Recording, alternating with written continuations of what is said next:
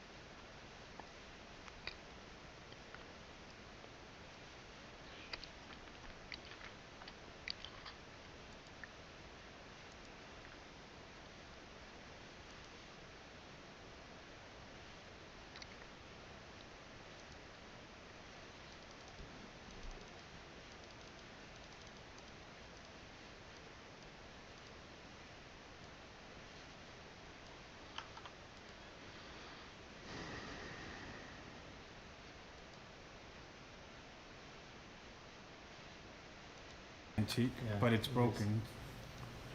Do you Yeah, see where it's broken? Yeah, the leg's broken. Does it light up? He says it does. How can you? You could plug it in. Is there an and see outlet if somewhere? There's an outlet around here somewhere. So we're gonna see if the bolt works. There's at least a couple hundred for it. Mm-hmm. Yeah. Yeah, you've seen them online for like 400.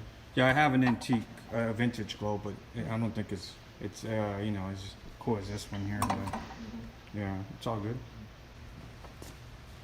The Alien? Yeah. $100. And I'll throw in a sign at 150. I got the Alien sign from the actual movie advertisement. It's Thank sitting you. in the back over there on the left. I'll look at it right now. Yeah, check thanks. it out. Yeah, that's a cool setup. Is this your dog? Yeah, that's Luke. Thank you. Yeah, you're welcome. You're welcome.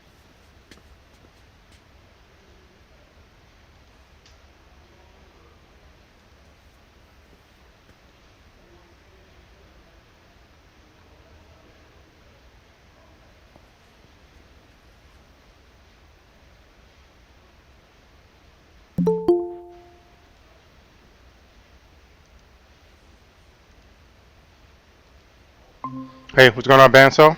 I apologize for being late. Jeff?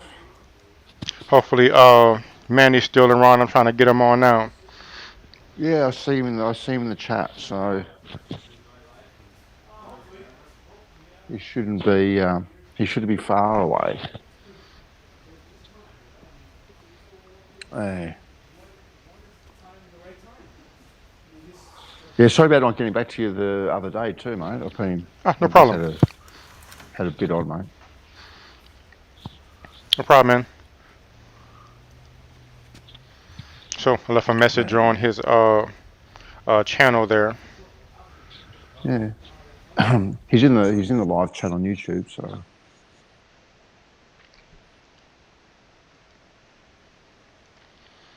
That's from a little earlier, I think.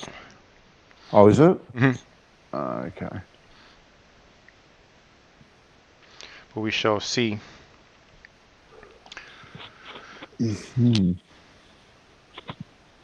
What's been happening? What's news in your world? Ah, not much. Same old, I guess. Same Uh, old, same old.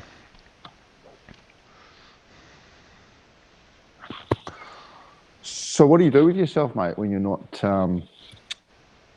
uh, exposing flat earthers? I like movies. I like reading. Yeah, yeah. What do you do for a crust? Say again, please. What do you do for a crust for a job? Oh, I don't talk about my work though. Oh, okay. Sorry, man. Yeah. Let me see if I could try to. Do you know if he's on the Sean G's channel in His Discord channel. Discord? Oh, actually, I'm not sure. I don't actually see him here. Wouldn't surprise me if he was, actually. He does float around.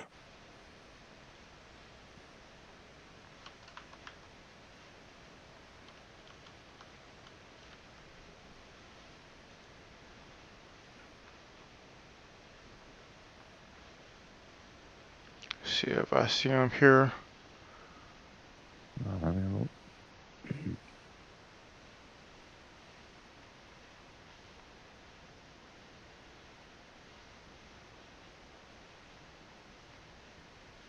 No, he's not on there. I wonder if he's on not his logged other in. one. Debate. There's a lot of people on this debate one. Which on the debate flat Earth and more. Mhm.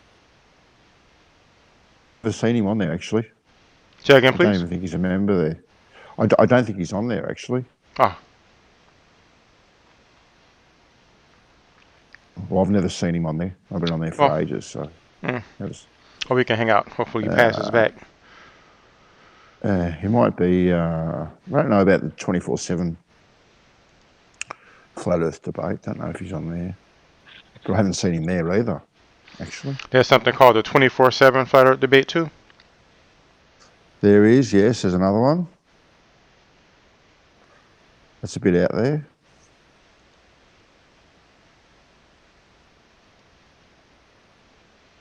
I'll invite you.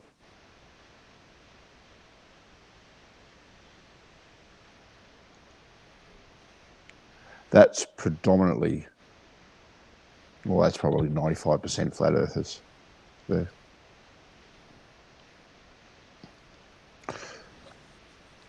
They're a bit more out there. You're on Jem's one, aren't you? The debate flat earth. Yeah, I can't really say I know all the names of everybody. Yeah. But it does say debate flat earth and more. Yeah, sometimes there's a debate. Sometimes being the optimal word. I heard one time, but I think we was both there that day. That day I popped in and you was in there. I think you was talking to somebody. But Oh. It goes off the rails pretty quickly, mate. To be honest with you. yeah, it sounded like it.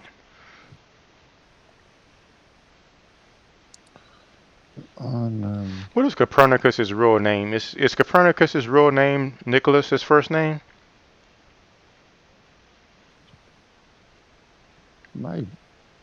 Maybe.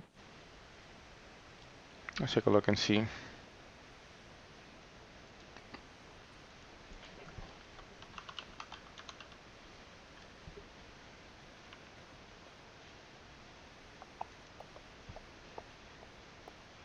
Yep, it is Nicholas. It's spelled different. Somebody in the in this whatchamacallit calls himself Copernicus. And it's spelled correctly. It's misspelled, did you say? Or No, it's spelled correctly. It's spelled the same. Okay. So I wonder if that means he accepts Copernicus's findings, or he's just like just chose to do that. A bit of tongue in cheek, you're thinking. Mm-hmm. But potentially. Eh? Potentially.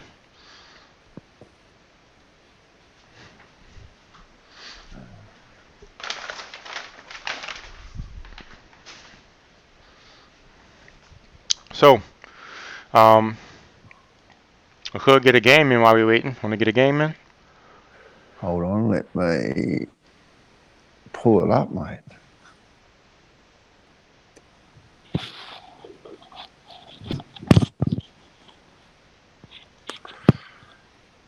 Let me pull it up. Yeah, go for it while we're waiting. Mm-hmm.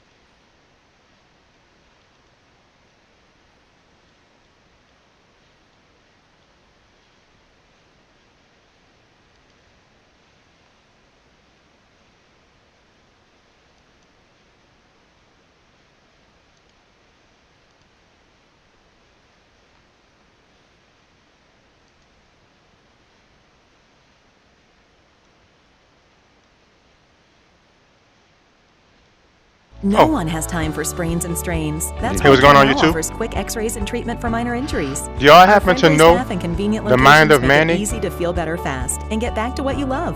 Shorten your wait time in the lobby. Check in online at carenow.com. Too close. I got here late for the discussion, and I'm trying to hopefully he passes back around.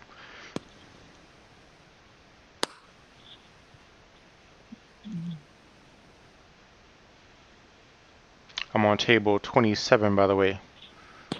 Okay, hold on, let me.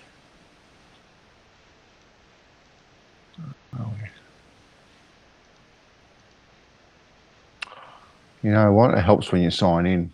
Oh, that's C Montreal. Reason. You want to join C Montreal? Maybe we could start with a talk with C Montreal first. Have you ever talked with C Montreal first?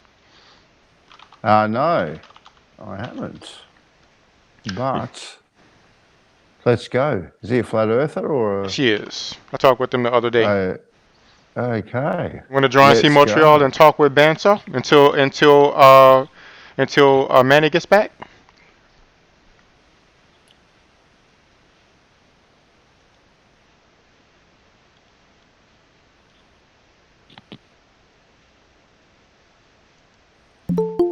Awesome. Oh, that's Loken. Hey, what's going on, Loken?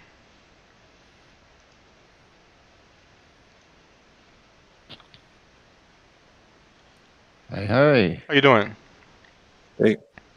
I don't even know where you stand there, Loken. Do you accept that the Earth is a globe, or are you a flat earther? Yeah, Glover. it's sphere.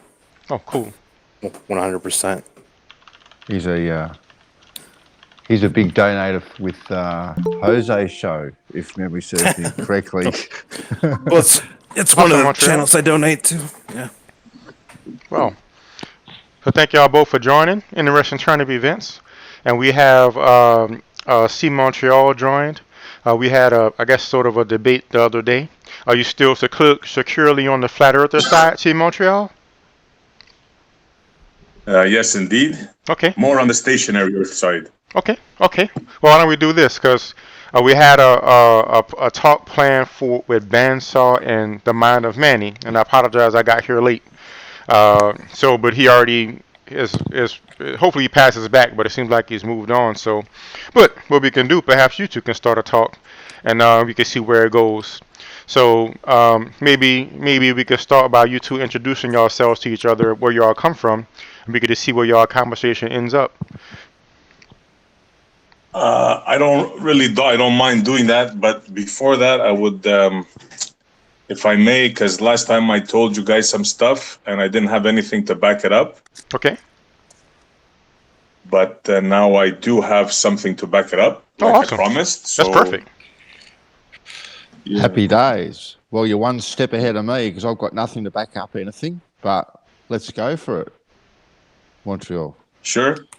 Yeah. Well, we were talking about the Sea Sparrow missile. Right. I don't know if you remember, Barry. You had a Navy guy on Yes. that day. You're talking about, in other words, the laser. The thing about the laser and how far the laser can guide the missile to the target, right? Actually, it's a radar. It's a line of sight radar. Okay. Yeah, semi-active radar homing. Okay. And apparently it's 50 nautical miles. I was right about that.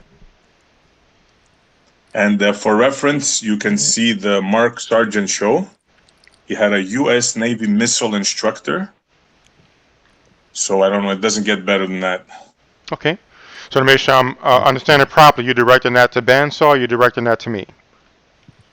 Well, I haven't spoken with the other gentleman, so I guess I'm directing that to you. I wish the other gentleman was on And the Navy guy. yeah, so that was Schrodinger's cat. So what I'll do, I'll leave a message on this channel to try to see if he would come, if he's available.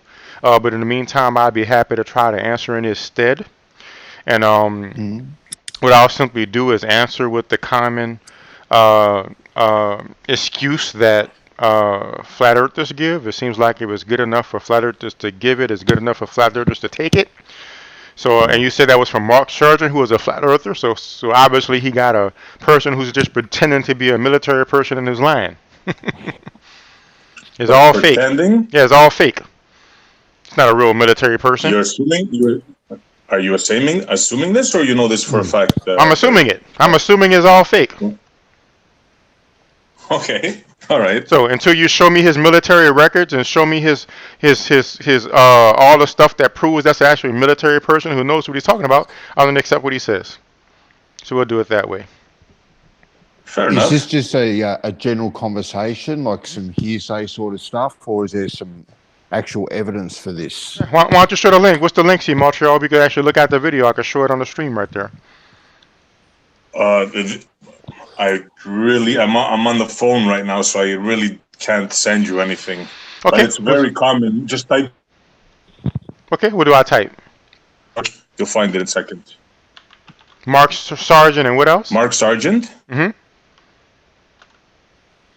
U.S. Navy missile instructor. Okay, one moment here. All right. Because I was curious about. All right. So it says U.S. Navy missile instructor confirms flat Earth SW-21. Is that correct? Correct. It's an hour and 50 long minute video. Yeah.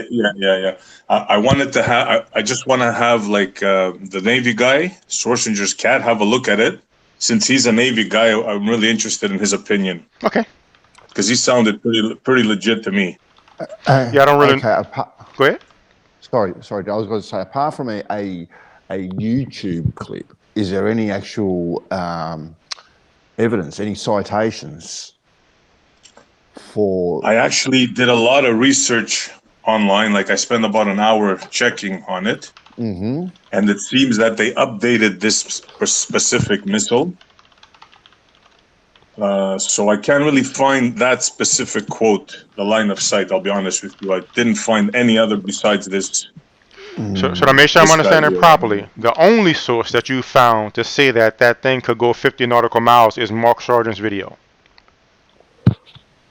Yes, this is why I want the opinion of the Navy guy that was on your show the other day. Well then, given the fact that as Bandsawbandit pointed out, you don't really have any, hard evidence to back it up. I'm just going to continue to assume No, I that's never claimed that. it's just nonsense. Well, yes, you did. You came to the show and you said you actually have things to back up what you. That's the first thing you said. That's what you led with. You was like, today I have stuff to back up what I'm saying. But all you have is a flat earther's video. So that's obviously a biased video because he's a flat earther. So, yeah. So I'm going to let you know. I mean, looking at flat earth videos, it's very clear to me that flat earthers will take the slimmest, most emptiest, most baseless thing and accept it as evidence just because it supports flat earth. Like I had a conversation yesterday with what is his name? with Matrix Media. And Matrix Media tells me, so I'm streaming the NASA video and I'm commenting on it. I mean not the NASA video, the SpaceX video, and I'm commenting on it about the launch that they did. And is out the blue, Matrix Media. Matter of fact, let me just play it right now. That's probably the best way to do it, and you can know exactly what I'm talking about. So, let me find this video real fast. And because again, this is just something that a flat earther is saying, so it's not really any kind of proof or evidence. That's the same thing they say about globe birders. Even when they have evidence, all it is making it up and stuff. So, yeah, good enough. It's good for the goose. It's good for the gander. Quick question: is this the RIM 7 Sea Sparrow or the RIM 162 that you're talking about? It's the RIM 7, I believe. It was superseded by the other one. RIM that you said. 162. Yeah, the 162. I just can't find range on it. I can find everything else but the range. What I got is it just has a 10 nautical mile range, 19 kilometers. So you heard 10 nautical miles. Is that correct? Yeah. Where did you get that information from? This is on Wiki, but usually their stuff is. Yeah. Oh, it's actually pretty accurate. Yeah, but if you keep looking, you'll see there's another one there's another one with a longer distance. They have all types, different variants. Yeah. I have both of them up. The RIM 162, a little bit longer. So.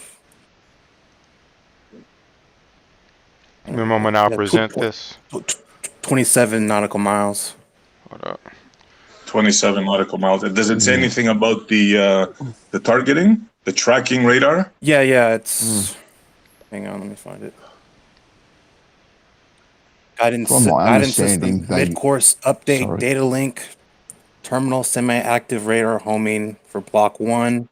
Yes, there's all kinds of mumbo jumbo. No, it's not mumbo jumbo. Yeah. I mean, no, I mean everything but what we want. You're talking about like a laser guided. It's not laser guided for sure. No, I didn't say laser. I said it's radar. Yeah. It's a pencil beam radar. Yeah. Semi-active radar homing. Yeah, I'll send you a little diagram. That And from my understanding, they use a couple of different systems. They have a plane in the air. They'll have a land-based guiding system as well near the target. Yes, now they integrated it with the AWACS, and you can have a plane directed or a helicopter or whatever. A guy could be on a mountaintop. Yeah, it's not line of sight though. No, it is line of sight. No. I think you're mistaken. First thing you should understand, bro. Never I'm pretty sure you're mistaken. Work out a way. Okay, this is why I'm really interested in Schrodinger's cat. He was in the Navy, and this Navy guy says that it can go 50 nautical miles. It could hit a target that should be 1,700 feet. One moment now. This guy on Mark Surgeon's video who claims to be a Navy person. I think we already covered that. You have no proof that he's a Navy person. Is that correct? Correct. All right. So this is a guy on the Flat Earthers video who Mark Surgeon is claiming to be a Navy person, and the guy is claiming to be a Navy person, but you haven't proven he's a Navy person. Let's make sure that we clarify that. Yes, I think this is like the third time we went over this, Darryl. Yes. Yeah, but I mean, just now you said a Navy person, so that's not taken to the account what we just went over. An alleged Navy. There we go. An alleged Navy person.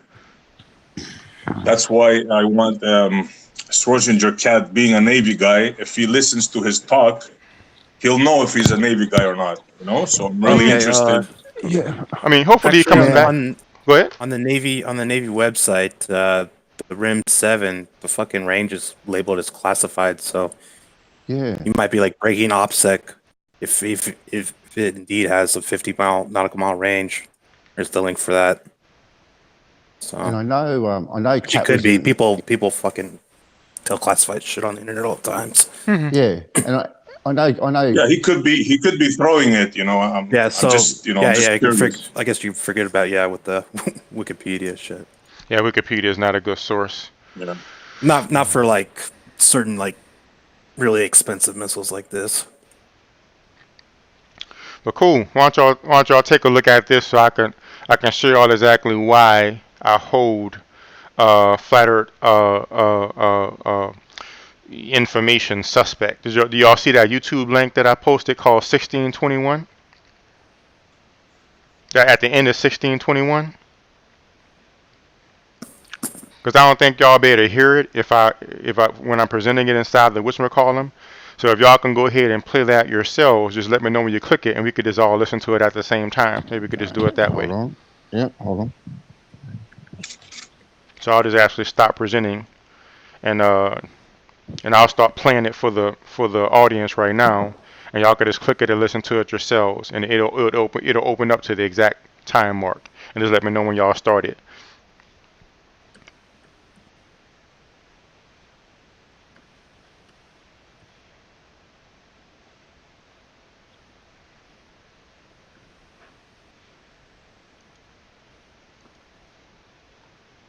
Hey, what's going on, Mies?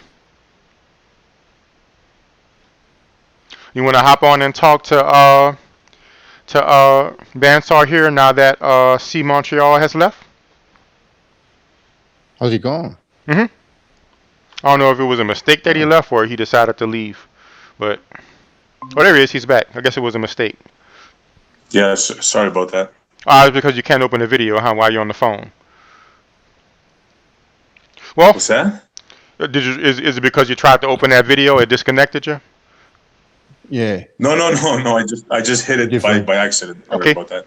Well, just let me play this really fast, and I'll talk about what he's saying, and y'all First thing you should understand, bro. Never listen to what people say.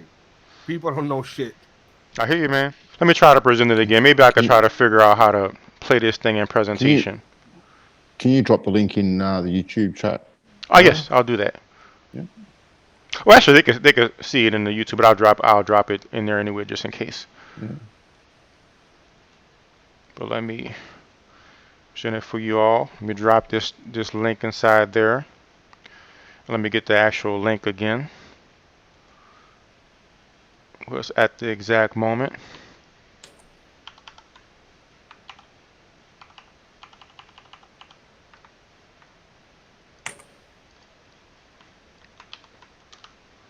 Boom. So when I play this right now, let me know if y'all are able to hear this through the Hangout. I hear you. What did you hear about the y'all hear that? Nobody could get to the Antarctic from. No. Okay, you just have to click it, play it yourself. treaty. I don't. Have y'all ever heard people playing sound through the Hangout where the sound comes through when they're presenting? I've never seen it. So no problem. On it. Well, it's no big deal. I could just see what happened. So what happened, but y'all have the link. Y'all can look at it at yourself at your leisure to see that I'm telling the truth about it. But this is what happens. Matrix Media says, hey, you can't listen to what people say. People don't know shit. This is what he says. So I say, oh, okay. I said, well, you said that people can't get to Antarctica, right? He says, yeah. I said, well, where did you hear that from? How do you know that? He said, I learned it from the treaty, from the Antarctica Treaty, right? So I asked him, did you read the treaty? He says, no, I didn't read the treaty. So I said, well, how did you learn about what the treaty says? He says, well, I got it from a YouTube video. Oh, of course. Okay? Yeah. Okay. So he just tells me while I'm streaming the SpaceX, I'm talking about the SpaceX, they doing this, they doing that. Oh, you can't listen to people. People don't know shit. But now he just admitted that he believes that we can't get to Antarctica because he heard it from a video. And I point that out to you. Why is it that you could believe a video and I can't? Well, how do you know that I'm saying that I believe it just because of the video? Because you just told me. I asked you, how do you know we can't get to Antarctica? You said from the treaty. I asked you, did you read the treaty? You said no, I heard about it from a video. So obviously you believe the video because you're telling people you can't get to Antarctica and the treaty says so. You didn't read the treaty, so I said either you becoming illogical or you have to admit you believe the video. Well, you could believe you could believe some people. I mean, I'm just not out. Oh, so now you could qualify now. Now you could listen to some people now. Well, I mean, it'd be illogical if we don't listen to nobody. Okay. So now we're on the same page now. But that's an example of flat earth logic that I see over and over and over. They watch a YouTube video, they believe it, and they profess these sweeping claims that's baseless, And then all you have to do is question them. Where did you hear this? Oh, I got it from a YouTube video. After saying you just believe NASA, all y'all do is believe, the NASA and the government. And it's like the treaty that they're talking about is there. You can go read it, but he never read it. It's just, So this is what I see over and over and over with flat earth believers. So here you are showing me a flat earthers video, see Montreal, saying this is a NASA guy, a Navy guy, and I'm supposed to believe it? No. I already know that flat earth just consistently just believe bullshit and push bullshit, and they steadily believe it until you point it out. When I was talking with Fight the Deception, there's wires in the ISS. There's wires. There's a set or whatever. He shows me the video. I'm like, I don't see evidence of a wire. He could have just put one foot down in the other one. Like the video people trying to say one leg caught on the wire. Like he put one foot down in the other one, or the other leg caught on the wire. I don't see a wire. Where do you see a wire at? And he had to admit when we got to the second example that he doesn't see a wire. Go ahead. Since you're speaking of the ISS, you seem like a logical guy, right? Yes, I think I'm pretty logical. I would say so. Okay. If you had the blank check to design the ISS, right? A blank check to design the ISS, okay? Yeah. They said, hey, Darryl, you're the man. We want you to design the ISS for us. Okay. Let me ask you something. Would you put anything on the exterior of the ISS? Would you put anything on the exterior, like, where they tinker with stuff on the exterior there? If you were designing it, would you put anything on the exterior? Yes, I would probably put things on the exterior.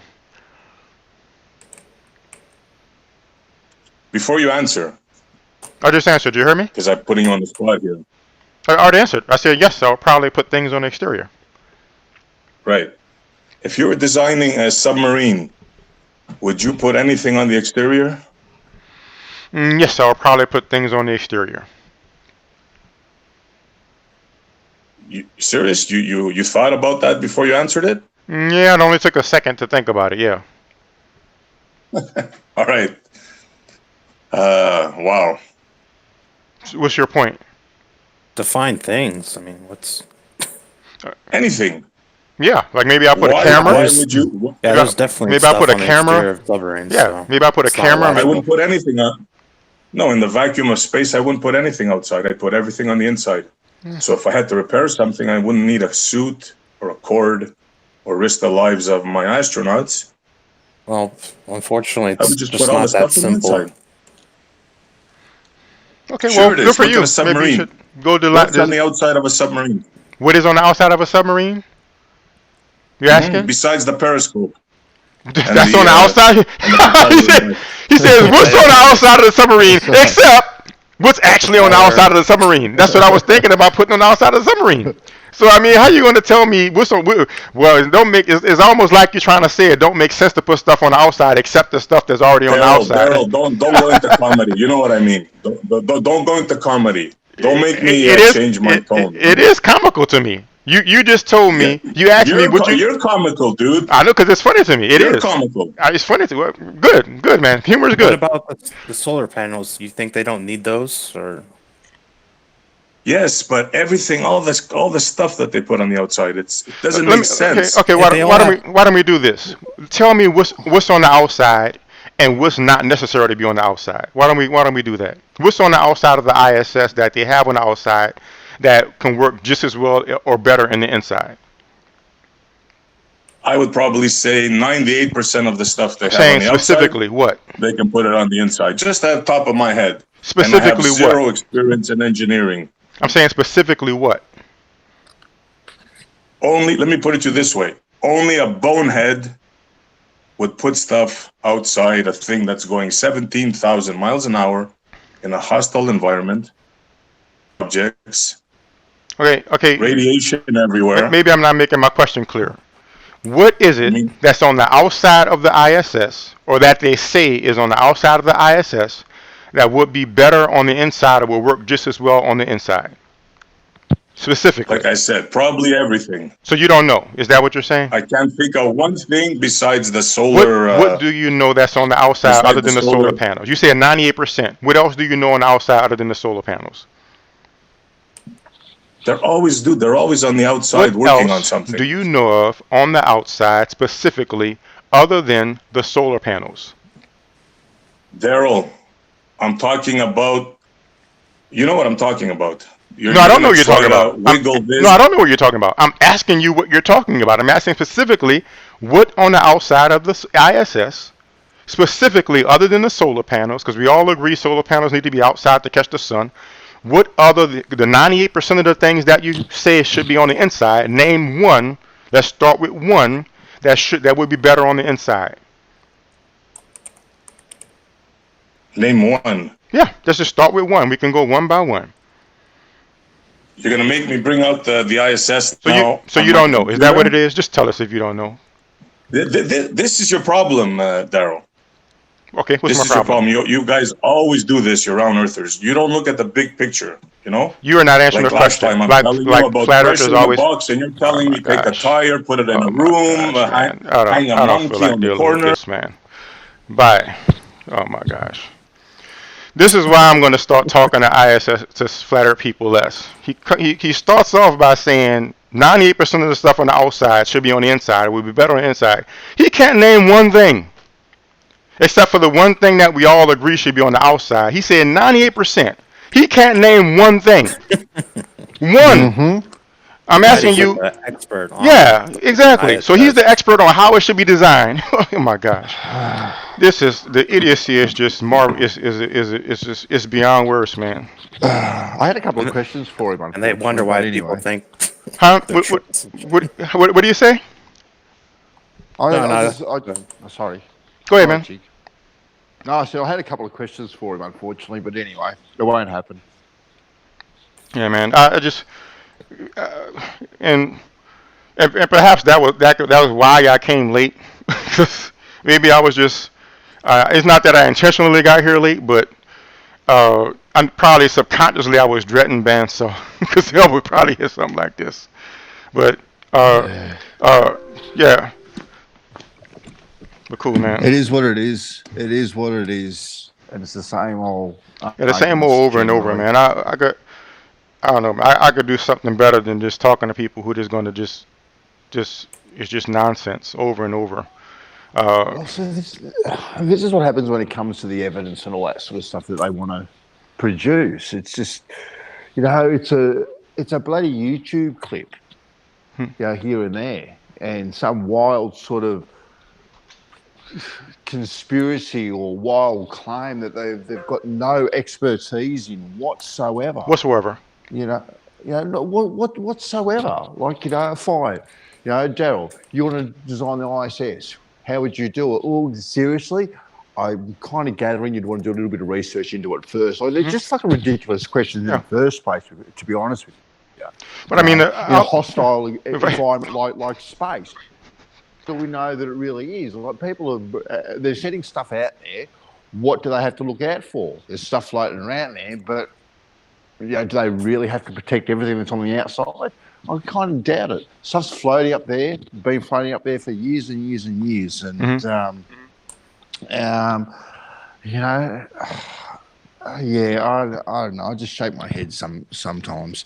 As you know, Darryl, I'm not a big moonlander believer, and I was on the flat Earth side, but some of the wild accusations that are thrown out there are breathtaking sometimes. Yeah. Breathtaking. And baseless. So let me catch up with the comments here. Let me see what's going on up in here. He put things on the outside. It's and the sub-zero torpedoes. There you go.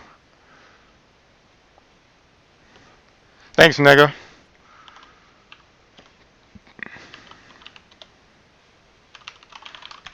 Yeah, 2 right. Yeah. Yeah, dodging the questions is just not. Yeah, it's just it's going to be just an empty conversation, man. Man, if you're gonna come to a gunfight, don't bring a water pistol. Like, you're talking about guided missiles, and you're bringing a Mark Sargent YouTube video. Come on. Yeah. Come on. Can't even cite one piece. I've done a lot of research into it. I looked into it for an hour on YouTube. Give me a break. He called into the trick question. Asked a very simple, straightforward question. Again, over and over with flat earthers. You ask a simple, straightforward question, they call it a trick question. So, yeah, man. You know what was trick about it? What's on the outside of the ISS that shouldn't be there? Yeah. What's trick about that? There's nothing trick about it. You He know, himself said if I- 98% of the stuff. That's right. And Yeah, he's it's obviously like they thought just- about this question. He's obviously thought about this question, so he should have had a heap of stuff that he could rattle off. Bang, Yeah. bang, bang, bang, bang. Yeah. And what did he Yeah. start the conversation off with, guys? What did he say he came here? What was his state of being here? To bring proof. Yeah, he said he Yes, came with some stuff ready to bring back the- back it up. Stuff to bring to the table. Yeah. That's exactly what he said. That's what he said. And he did. He did. He brought Mark Sargent. He brought Mark Sargent. Oh my gosh, man! Seriously. Oh my god! Hey, Mies, do you want to come on? At least I know you can answer. You'll be willing to have an honest conversation. I would like somebody who's willing to have an honest conversation with Bandsaw here, who will answer an honest question, who will ask honest questions. Let me put the link down here, and hopefully, see Montreal will come on and give you a conversation. I mean, hopefully, Mies will come on and give you a conversation. Give me a moment here. Oh, I think I've sent him on Jose's.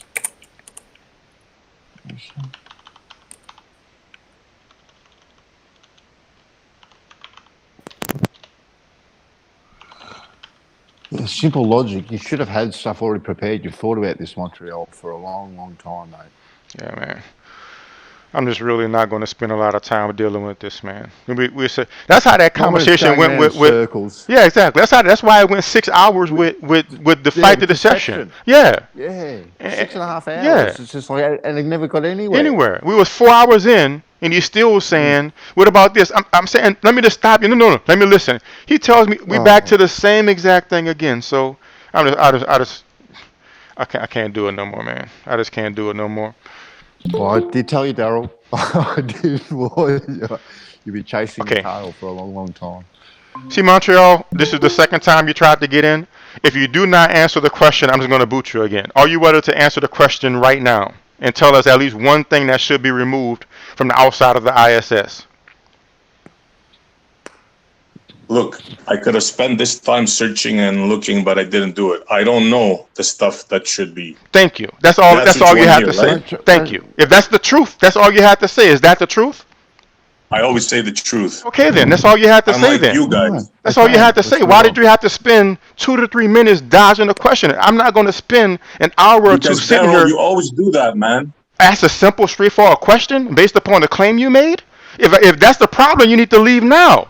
If you're going to make a claim and you're not going to back it up, you should leave now because you're going to get booted again. All I asked was a simple, straightforward, honest question. You said 98% of the stuff shouldn't be there. I asked you name one of those 98% of the things. You kept dodging the question. You could have just said, I gave you the option. If you don't know, just say I don't know. You keep doing that. Asking straightforward questions about a claim, if that's a problem, you should leave. So if it happens again, you're going to get booted again. If I ask a question, an honest question, if you can't answer it, just say I don't know. I'm not going to spend hours dodging questions. I have better things to do with my time, better things to do with my life. That's going to be the. That's going to be. I understand your rules now. Right. Yeah. Honesty is important, Montreal. We've got to be honest with the conversations. Otherwise, it just goes round and round and round for hours and hours. And I'm not getting any younger. Okay, fair enough. Maybe I was a little rough there. Okay. So that's all we want. So why don't we do this? We got that worked out. It was Bandsaw most of coming here to talk, and we have Mies on as well. So we have 2 flat earthers and Bandsaw. Just so you know, Bandsaw was a flat earther, and he's not one anymore. So let me just sit back and I'll just let you all talk. But again, still, even I'm not participating. I'm not going to sit here for hours dodging questions. So let's just be honest. If we have an answer, let's just say it. If we don't have an answer, let's just say we don't know, and we could just actually get somewhere in our discussion. So here I go. I'll just sit back and mute myself. Happy days, Darryl. So Montreal, how did you first get into the flat Earth scene? Belief. It was by accident, actually. Yeah. I was researching time. What time is, because personally I think time is just a man-made thing. So I was just doing some research on the internet and I saw a video and yeah, that's how it happened. Right. So when you say time is a man-made thing, can you expand on that a little bit for me? Well, yeah, sure. How can you define time? I mean, time, I think, is like a measurement of action or movement. It's a man-made concept. Right. We can't quantify it. We could just describe it. Like, So in Mother Nature we have time, yeah? you mean cycle of life? Yes. Yes. Well, yeah, that's what you can think of it like that. Yes. Exactly right. So I see where you're kind of coming from as a man-made thing, but we've just broken down time into something measurable. It's not really a man-made thing. We've just broken down into something that we can measure, that man can measure. We're not trees, we're not animals, we're people. So we've put a definition to what Mother Nature does naturally. Would you agree with that? Sure. Yeah. Yeah. So it's not really a made up thing. It's just a measurement of something that's already existed. I don't know about that one. What do you mean you don't know about that one? Explain, please. Do you have proof for what you just stated? I'm not trying to be confrontational. We're just discussing here. I won't be confrontational at all. I just won't engage if it gets confrontational. That's not my style. But no, what man has done, we have just put a measurement to what Mother Nature does naturally herself. That's all we've done, so we can measure it for ourselves.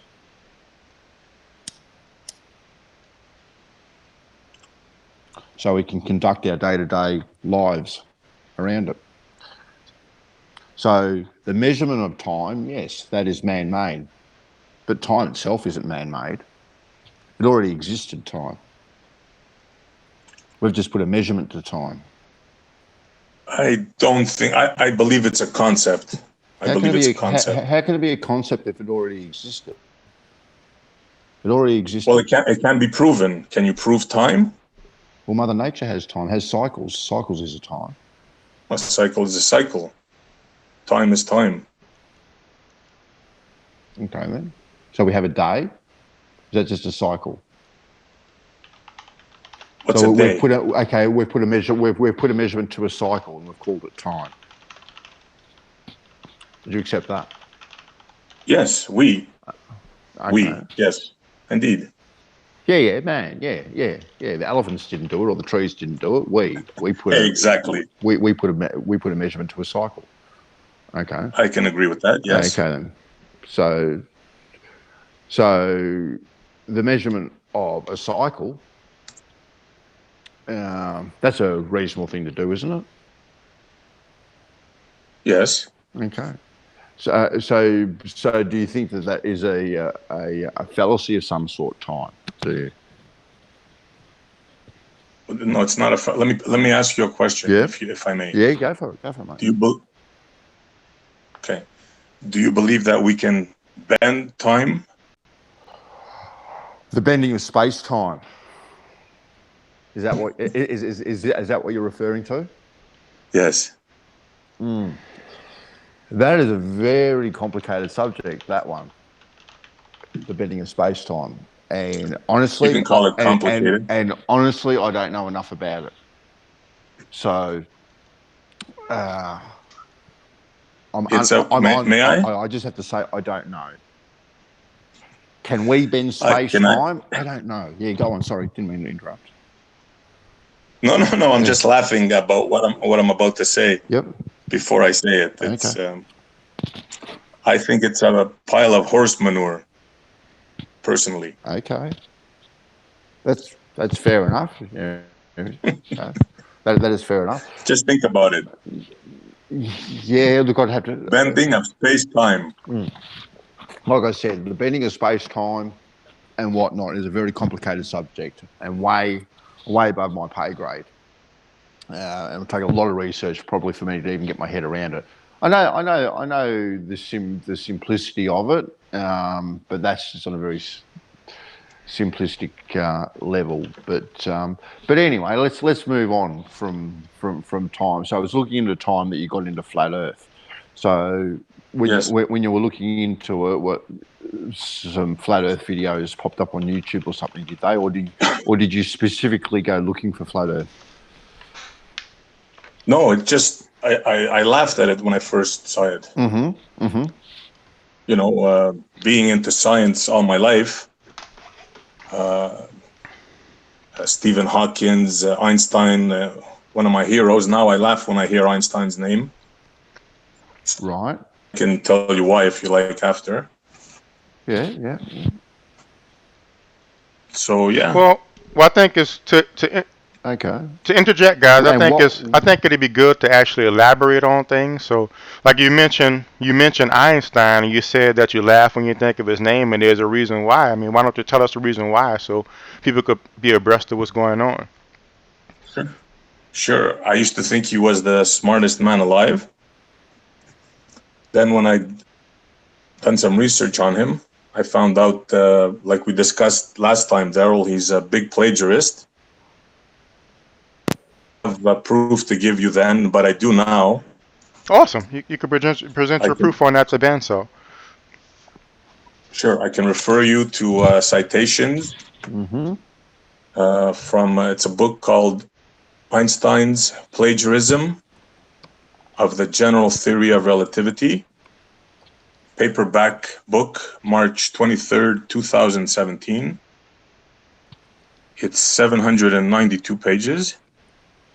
And you can find it on Amazon.com for $29.95. Okay. Uh-huh. And I have another one if you like. Albert Einstein, The Incredible Plagiarist. Paperback, July 1st, 2002. This one is a little steep. It's $123. And you've got these books, do you? He actually have these books. No, I do not have these books, and I did not read these books. So all you did was look at the title. No, I read not that the description. Yeah. So all you did was read the title and the description, and these are your references to back that up. No, you asked me if is there any citations? Where did you get it from? Okay. What do you have to say about that, Bansaw? And I hope. Well, Darryl, I really hope that you. Sorry, go ahead. Sentence. No, I was just gonna say, Darryl. I hope, Darryl, I'm really interested that you really look into this because I want your opinion in the future. What I would suggest, sir, is that you look into it first, because it sounds like you haven't looked into it yet. It sounds like you simply, what you said was you read the description, so you didn't look into it yet. So No, I didn't look at it in these two books. I told you other stuff, but you didn't accept it from the internet last time. Yeah, my understanding was you didn't have a resource last time. You said it was a YouTube video you couldn't find. Is that correct? No, I gave you some videos and you go, oh no, that's not enough. That's not. No, well, it's in recording. What you gave was this group so called No, hold up. What you gave was this group called on YouTube called Einstein's. What is it? Einstein's ignorance or Einstein's? What is it called? There's a channel I told you it's called Einstein's Idiots. You didn't that's like not the name of it. But that's not where you got. Yeah. That's not the video. That's not where you got the video from that says he's plagiarizing, right? No, I told you, this is not the first time. Exactly. So in other words, I've heard this on many places. I can't give you all the places, Darryl, that I heard it on. You couldn't give one. That's the point. You could not give one. So just to clear it again, the group Einstein's Idiots, is that where you learned he plagiarized from? No, that's not where the only source that I got it from. No. Did you or did you not learn it from Einstein's Idiots at all? It's one of the sources that I learned it from. So it was a video in Einstein's Idiots? Correct. On that channel. Okay. So it was a video in the channel called Einstein's Idiots. They have a video that says he plagiarized. is my understanding. One of the sources, I repeat for maybe the 6th or 7th time, it's one of the sources that I got this info from, Darryl. Okay, I apologize. But it's just you don't remember the exact video that it was on the Einstein's Idiots channel. No. This is common knowledge. Everybody that's into this stuff, I'm surprised that you don't understand this. Like last time, you didn't understand what quantum physics was, the double slit experiment. I didn't come down on you, but I'm going to come down on you now because you always do the same. Well, let's not change the subject. Let's not change the subject. First of all, let's stick with the common subject. We can get to the split. Right now, we're talking about Einstein. So it's my apologies. I misunderstood. So you did get a video from the Einstein's Idiots channel, even though you don't know the exact video, that says he plagiarized. To be clear, I know that Schrodinger is not here to defend himself. But to be clear, you ended up you debated at that point with Schrodinger. He said he read a book by Einstein and he read a book by Einstein's wife. Do you remember that? So then, yes, correct. So then it became a conflict between you having a video that you can't find, and we couldn't find the book. So the idea was you was going to go get the video. I found the video. No, sorry. You didn't accept the video. You didn't like the name. You said, and I quote, Einstein's idiot. I'm sure he's a flat earther. So Einstein's Idiots is a video. I told you it's a series of videos by one person. I highly recommend everybody on the panel to check this out. Do you have a link to the Einstein's Idiots video, Einstein's plagiarism video, or not? No, I don't have it. That's okay then. So you couldn't get the link to the Einstein's video. He couldn't find the book that he had. He couldn't remember the title of the book. So the idea was, my understanding was, you were going to go get the video, and he was going to get the book, and we could come back another time. You did not present a video. You gave a channel, but as we just covered, you did not present an actual video, just like he did not present an actual book. I was not really part of that conversation except as moderator, because I didn't, like you said, I didn't know about that. So that's the first thing. The second thing, the split experiment, I looked into that, but I don't know enough detail to talk about it. I think that's just honest. You confused me with somebody else. I didn't debate that point with you. You debated that with somebody else as well. The video is online. You was debating the split. No, my point is, if I may. Go ahead. My point is that when you said that you didn't know about it, I didn't come down on you and say, you don't know about it. But you seem to, every time somebody is not familiar with a topic, you want to really hammer it in and repeat it. And Here's the difference. You came on, first of all, you said, I came prepared to back up what I have to say. That's the first thing you came on saying. When we got to the ISS, you asked me, does it make sense to put things on the outside? If you had a blank check, would you put things on the outside? I said, yeah. And then afterwards, you came back and made it sound, I believe you literally said nonsensical or stupid or something to put things on the outside of something going through that harsh environment. Is that correct? Yes, but isn't it? So I don't think so. And I asked you, if that's the case, I said... You don't think so? No, because there's an ISS up there, but things on the outside. I mean, we have evidence that it's not crazy, because it's going on right now. You might accept it, but let me stay on point, though. Let me stay on point, though. I want to make sure I clarify that I wasn't just beating on you. I want to make sure I clarify what happened. But so far, we're on the same page, right? You said that don't make sense. You just reiterated that just now. And you said 98% of the things that's on the outside will be better on the inside. That's what you said. That's a claim you made. Right. So I asked you, okay. And I stand by it. So I asked you, what are the things on the outside that should be on the inside? You faltered. I said, name one of the 98% of the things on the outside that should be on the inside. And my answer was everything except the solar rays. And maybe, I don't know, you want to put a radar thing. We're going back into the circle again. It. The point is you have... That's the only thing I would put on the outside. The point is you have no clue what's on the outside. So you don't know whether it should be on the outside or the inside because you have no clue what's on the outside because you can't name one thing. That's the point. You need a brain there. That's the point. If you still don't see the sense of that, I think everybody in the chat can understand that it's nonsensical to say that stuff shouldn't be on the outside when you have no idea what's on the outside. You have no idea what it's doing. You have no idea why it has to be on the outside to function. So you have no idea whether it should be on the outside or not. That's the fact. Whether you accept that or not is period. So I just want to say that to say I wasn't just beating on you just to beating on you. You made a claim, and I was simply asking you to back up your claim. I just simply asked you a question. So I think anybody, a logical person, would know if I was to tell you, hey, you know what? You designed that wrong. The way you designed that thing, that's wrong. It can't even be real. Okay, well, how can I design it better? Well, why shouldn't that be there? Well, what does that thing do? You don't even know what it does. It makes no sense, man. If you don't realize it doesn't, that's fine. But I wasn't trying to beat on you just to beat on you. I was simply asking you a question, and you were dodging the question. It's on recording. Anybody can go back and listen to it. I was simply asking you a question. And when you kept dodging and dodging the question and not answering, I was getting frustrated because that's wasting my time. So I just want to clarify that.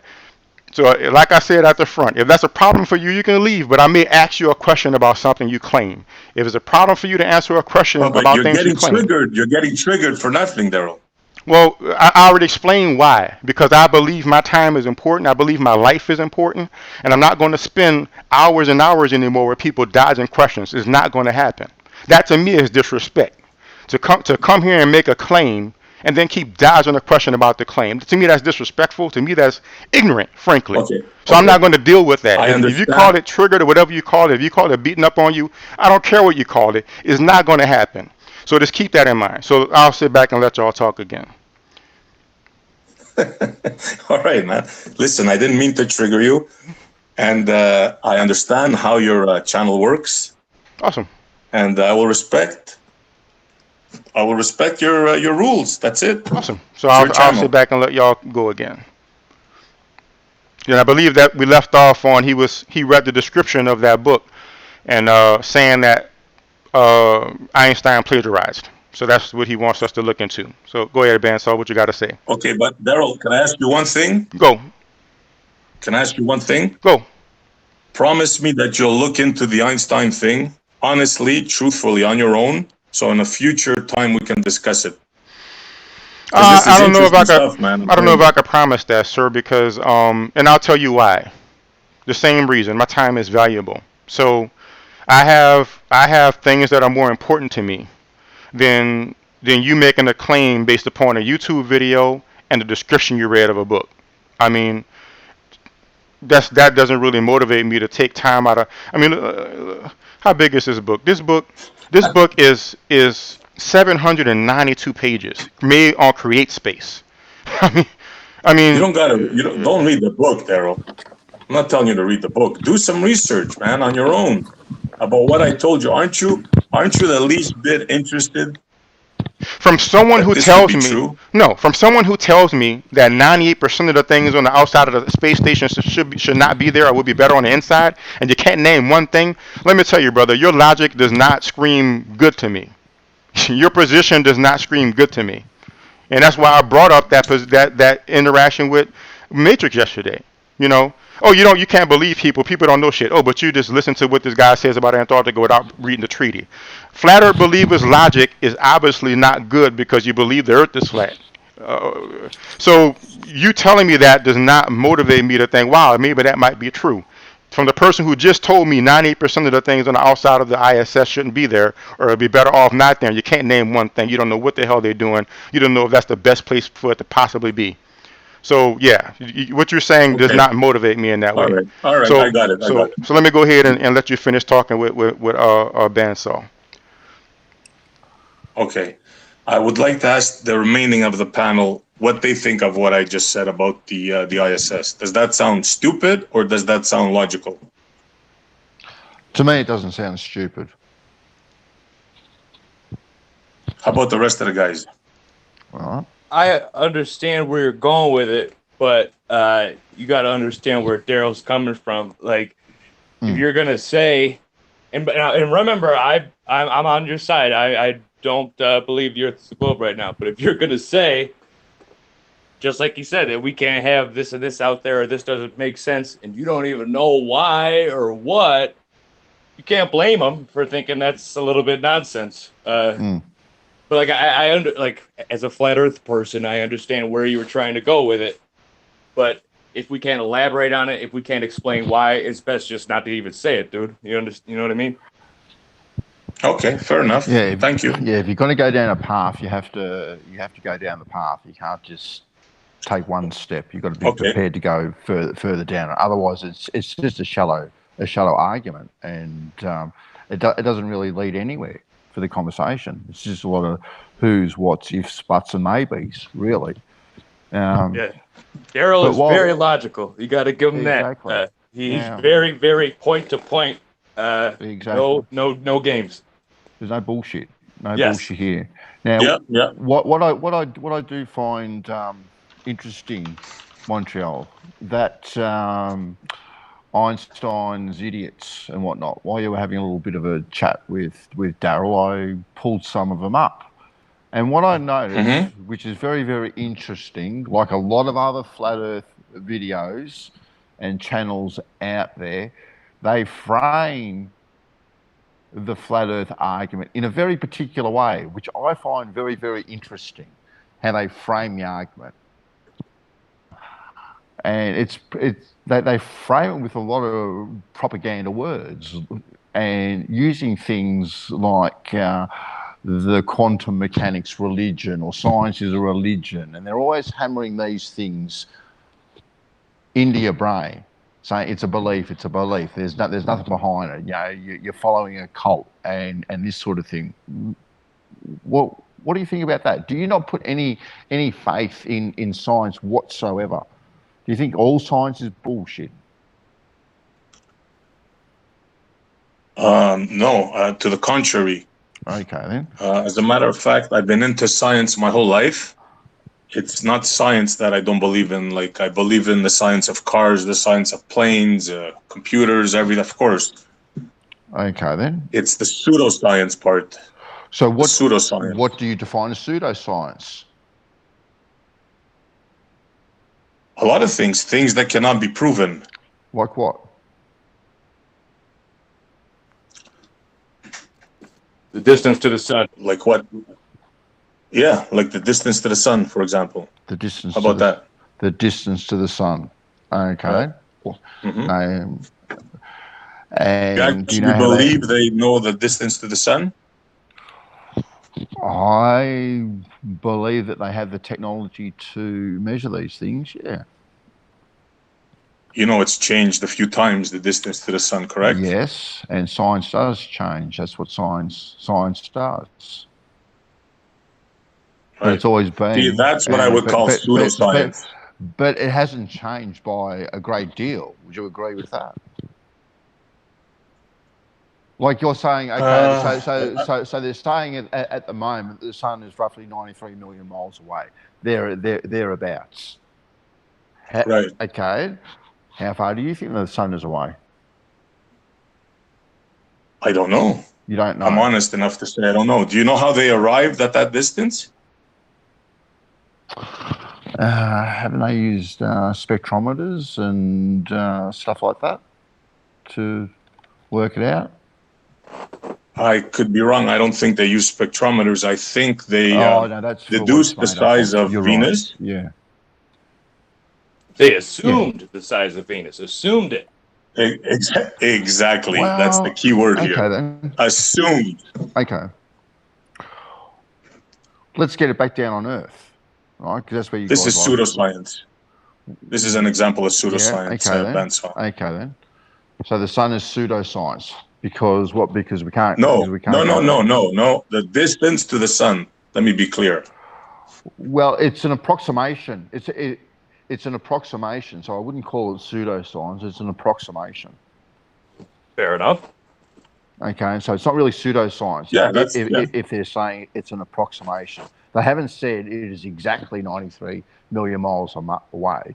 It's to the best of their knowledge. So I wouldn't call it pseudoscience.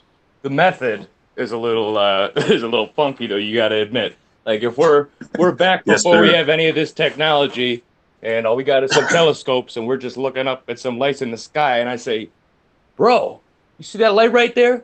If that light right there is the same size as Earth, and on top of presuming the size of Venus, we're presuming that Earth is a sphere, and we know its size. And if that light over there is the same size of this rock that we're on, then using trigonometry, we can deduce that the sun might be 93 million miles away. It's based on two presumptions, and then we Okay. teach it as fact. You know what I'm saying? That's a little pseudo for me, All right. just for me. Exactly. What is your Well said. Well said. okay? What is your best proof? Right. Let's get back to the ground. What's your best proof of the flat Earth? Your best proof. No, before I answer you that, what was your opinion of what Mr. Massi? Sorry, Mies. What's your opinion on what Mies said? Look, I put my faith in the scientists, and I don't think it's pseudoscience. Faith. Yes, That's the key word. yeah. Yes. I believe. That's okay. Right? I don't That's know. okay. I don't know. I don't think you know. I don't think probably 99% of the people on Earth actually know. But I we're don't know. told, and we have faith in the people that are telling us these things and conduct their jobs on a day-to-day basis to work these things out. I give you a lot of credit for wording it that way. Big ups to you. Yeah.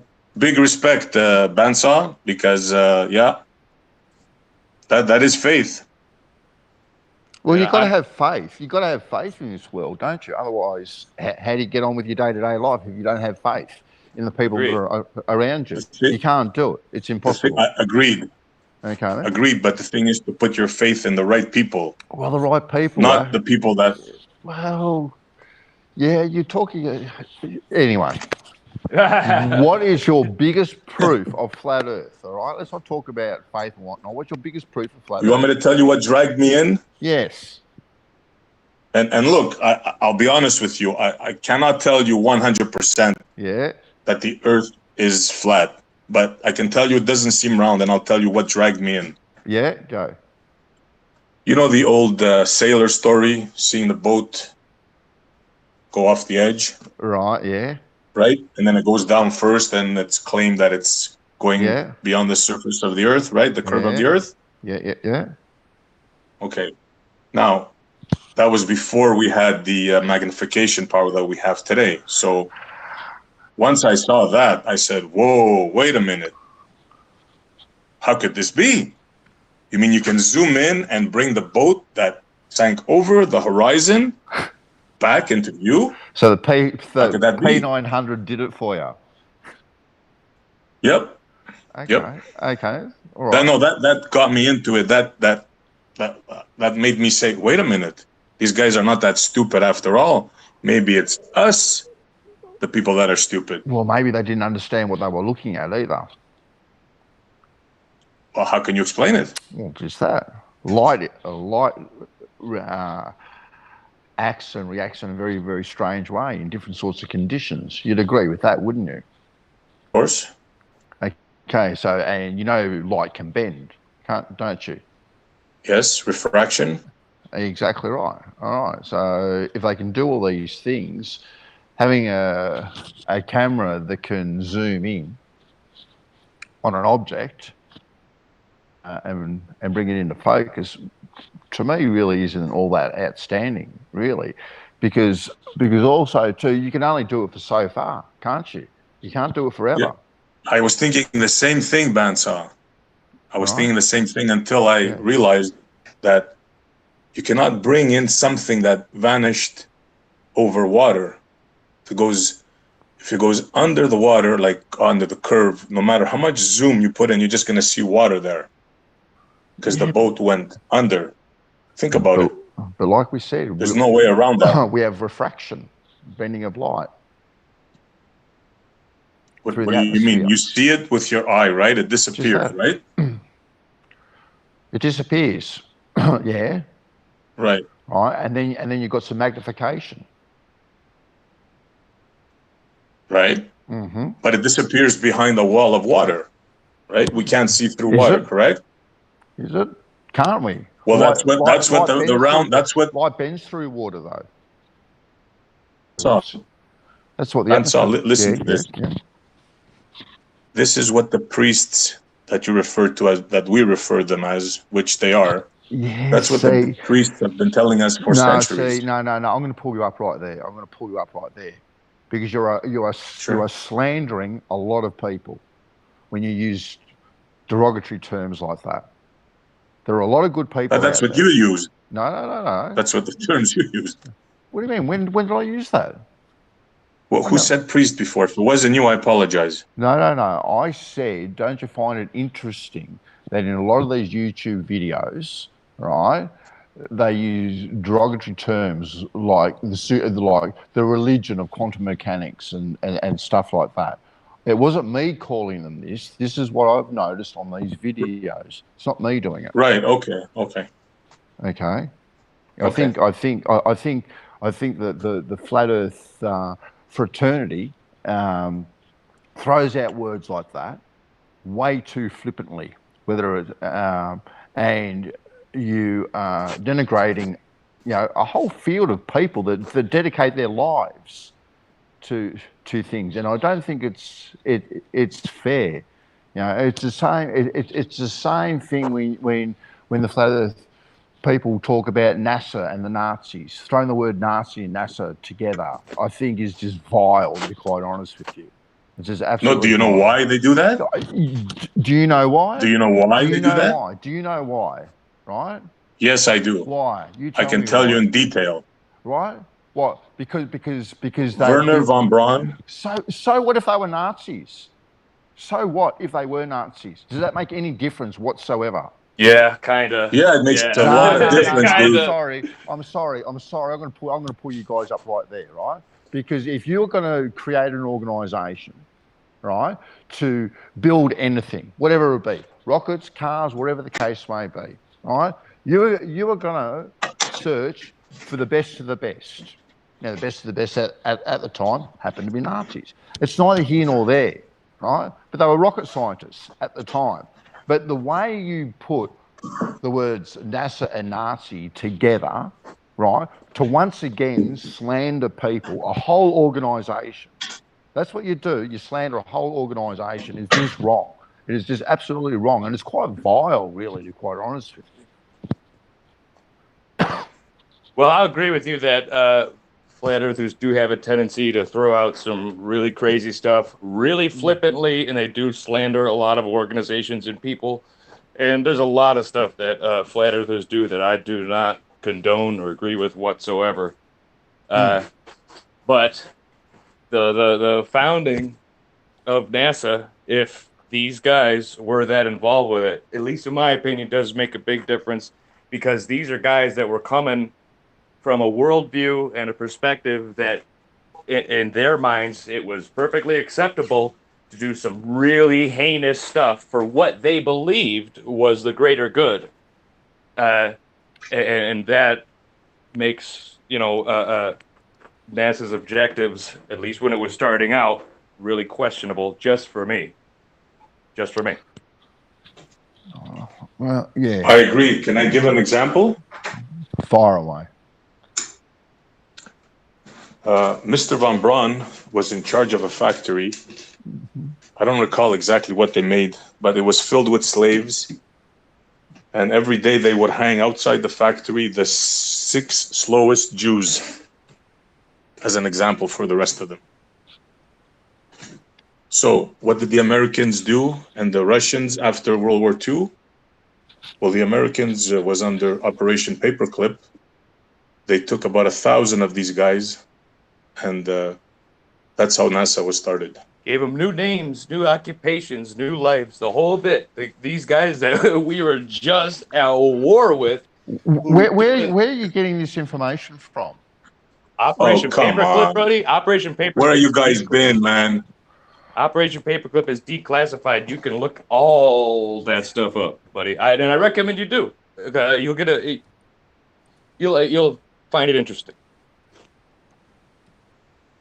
Very interesting. I think he asked a valid question, guys. He asking for a source. So if it's easy to find and you can find it all over, why don't y'all just find one of the sources and let's look at the source and talk about it? All right, give me a second. That's what I'm trying to do now, all right. Darryl. Right.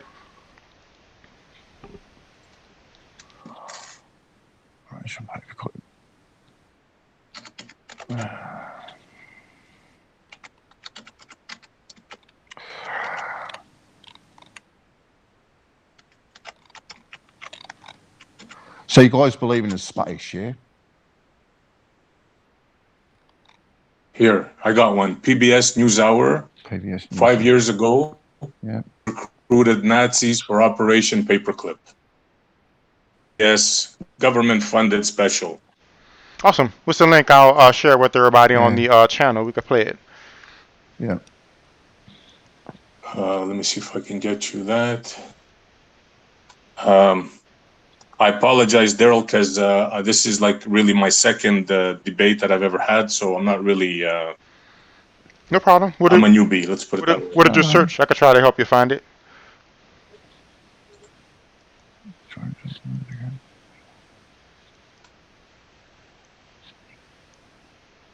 So PBS is government owned?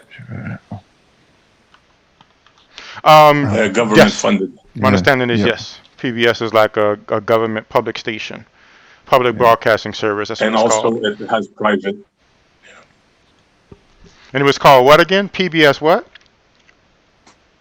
It was called When the U.S. Recruited Nazis for Operation Paperclip.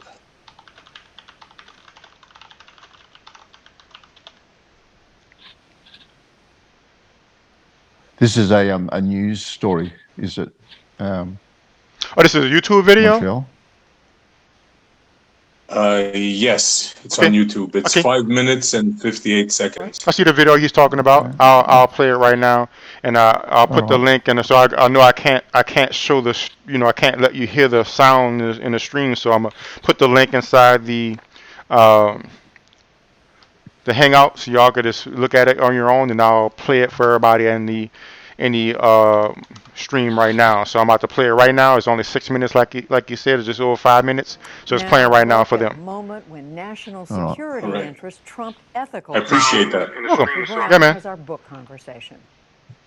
Nazi scientists, some of them tied to war crimes, including horrific concentration camp experiments, brought to the U.S. in a secret program to advance American security interests during the Cold War.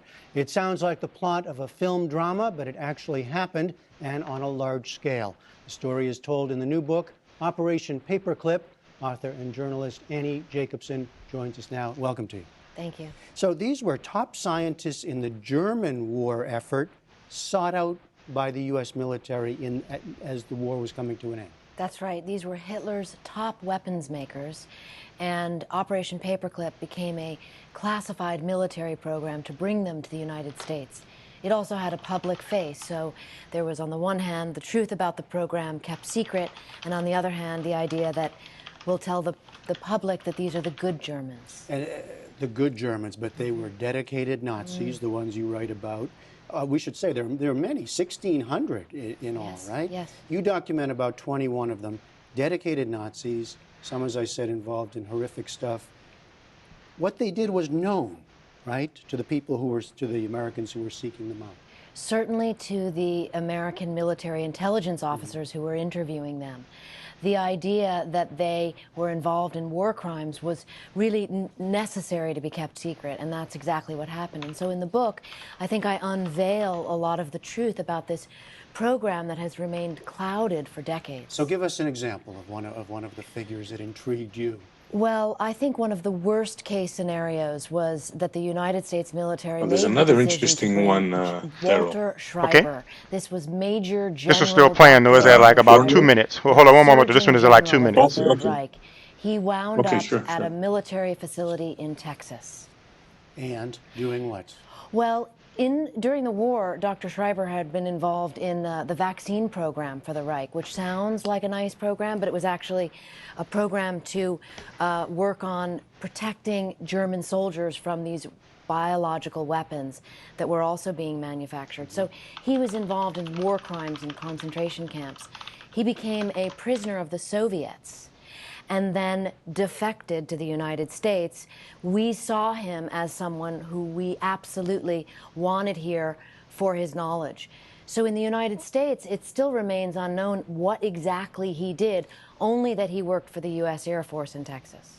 You know, this becomes, of course, a story of practical versus ethical choices, right? To whether to decisions made whether to look the other way or forget about the past in order to advance and gain advantage over the Soviets, it should be said, during the Cold War. Absolutely. I mean, the Cold War got hot very quickly, and the Soviet threat was this foreboding menace. And the idea was, certainly at the Pentagon and among the Joint Chiefs of Staff who were really running this program, was if we don't get these Nazi scientists, surely the Soviets will. Was there much debate at the time about the ethics of it? Absolutely, there was a debate, and I think that's what makes the narrative so compelling, because you have some people, including high-ranking generals at the Pentagon, who are loath to work with Hitler's former scientists. And you have others who say, this must be done, and it will be done. You said we don't really know much about the case of Walter Schreiber, what he did. Some of them we do know, right? And the very famous case is, most famous is Wernher von Braun. Yes, he came here. He was the head of our rocket program and brought 114 fellow V2 rocket makers with him. And this program, again, had a very beneficent face. Only now do we know the facts are very different about what those scientists were involved in at the end of the war in what was called the Nordhausen slave labor factory. Deep in the tunnels, you had concentration camp prisoners building the V2 rockets. So in a case like that and others where we know that they did accomplish things for the U.S. when they came here, then the question, and you write this, does accomplishment cancel out past crimes? That, I think, is the conundrum of Operation Paperclip. And I hope that people come to their own conclusion about that, because certainly the idea that you would excuse some of this horrific behavior during the war becomes, that big moral question. And what happened to these guys in the end? A number of them just lived out their days quite well here in the U.S. You know, the obituary for Dr. Theodore Benziger in the New York Times, I think, kind of sums it up. He died in 1999, and the New York Times lauds him as a good German scientist who's dedicated his life to the U.S. military. It leaves out the fact that he worked with Himmler very closely during the war and was actually on the original list of Nuremberg war crimes trials. And yet, he was released into U.S. custody and came to the United States. So this idea that you can just whitewash someone's past, I think, is important to look into and to investigate so that that truth can be reconciled. All right, it's a fascinating story. Operation Paperclip, the secret intelligence program that brought Nazi scientists to America. Annie Jacobson, thanks so much. Thank you for having me. Awesome. So the video finished playing. Everybody was able to see it. Were you able to see it, Bandsaw? Yeah, okay. I saw it. So now y'all can talk. Y'all have the evidence before everybody. Everybody in the group saw it as well, so everybody's on the same page now. So the only thing that question really is raising is ethics. That's really all that video is raising. The ethical question, Montreal. That's it. Yes. Yes. Yep. Okay then. But check this out. These people, these guys, right or wrong, were willing to use slave labor to build these rockets. You know what I'm saying? So if they're willing to use slave labor, it certainly ain't no thing for them to lie to the citizens of another country that, you know what I mean? They employed Hitler's The Earth is flat? top and best. No, that doesn't mean the Earth is flat. All right. So you're making a huge jump from slave labor to Earth is flat. No, I'm not. You are. Not at all. You not are, even close. mate. There's No. no connection there whatsoever. I'm saying that their ethics in their minds, they felt it was perfectly acceptable to use slave labor. So, therefore, in my opinion, it is not too much of a stretch to think that a person who is okay with using their own citizens for slave labor will not have a problem lying to the citizens of another country. Nothing to do with Earth is flat. Hey, what were they lying about? What do you think they're lying about? I should say. Going to the moon? Anything else?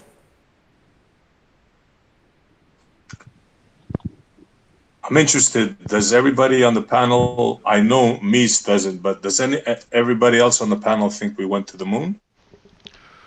My experience is this. My just based upon what I've read from sources that I trust, like Stephen Greer.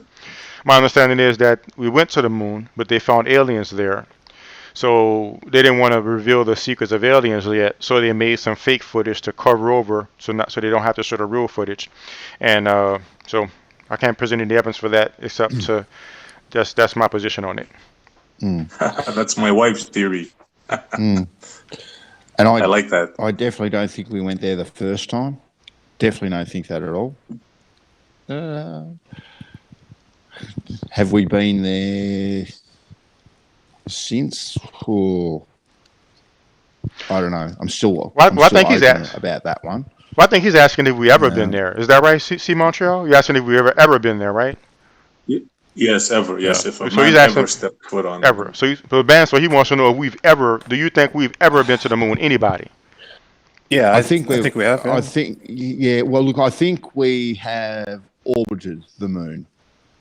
That's what I think, right? And that's as far as I can go at the moment. I'm looking forward to 2024. I think any sort of footage that I've seen to date between 1969 and 1972, to me, is all a little bit sketchy. So I'm looking forward to 2024 when we're supposed to be going back again. I definitely think that we have orbited the moon. I definitely think that we've been into outer space. I definitely think there were satellites out there. I have seen with my own eyes the ISS, so I know it's up there. You know, my eyes aren't lying to me. So to say that the ISS isn't up there, well, you can't go there. Everyone can see the ISS with their own eyes.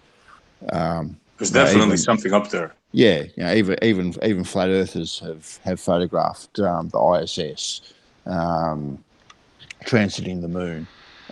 There's also pictures of the ISS transiting the sun as well. So something is definitely up there. I believe in the Himawari and Hubble telescopes. I believe in those, and they are definitely far enough away to be taking pictures of the Earth. 100%. Bansaw, can I ask you a question? You can ask me anything. Right. You sound Australian. Am I correct? I am, mate. Yes. All right. Southern Hemisphere. Here we go. You the man? No, nothing. No, I assure you, it's nothing dumb like that. Mm-hmm. Just imagine if you were somebody in charge of the Australian Vacation Association, let's say tourism, right? Yeah. Right? Yes. The land down under? Yes. Tell me something. Yeah. How much would you pay for a picture of a kangaroo bouncing upside down? How much do you think that would be worth for the vacation industry in the land down under? To be quite honest with you, I've never thought about it until right that very second, and there is more than enough wives' tales out there about kangaroos to get us all the tourists we want. People think we have kangaroos in our dining rooms having dinner with us here. Okay, forget kangaroos. Let's say people playing football or rugby or whatever. Mm-hmm. How much would that picture be worth to an organization like that? But what do you mean upside down, mate? I can take a picture of the grand final, right, and just flip it upside down. I don't see. No. You don't understand what I'm saying. I don't see the premise of the question. And talking about. okay then. All right, then let's just go with this bizarre idea. All right, let's just go with this bizarre idea. Right? Is it really bizarre? No. Listen to me. You want to go with it? Let's run with it. All right. Right. You talk Okay.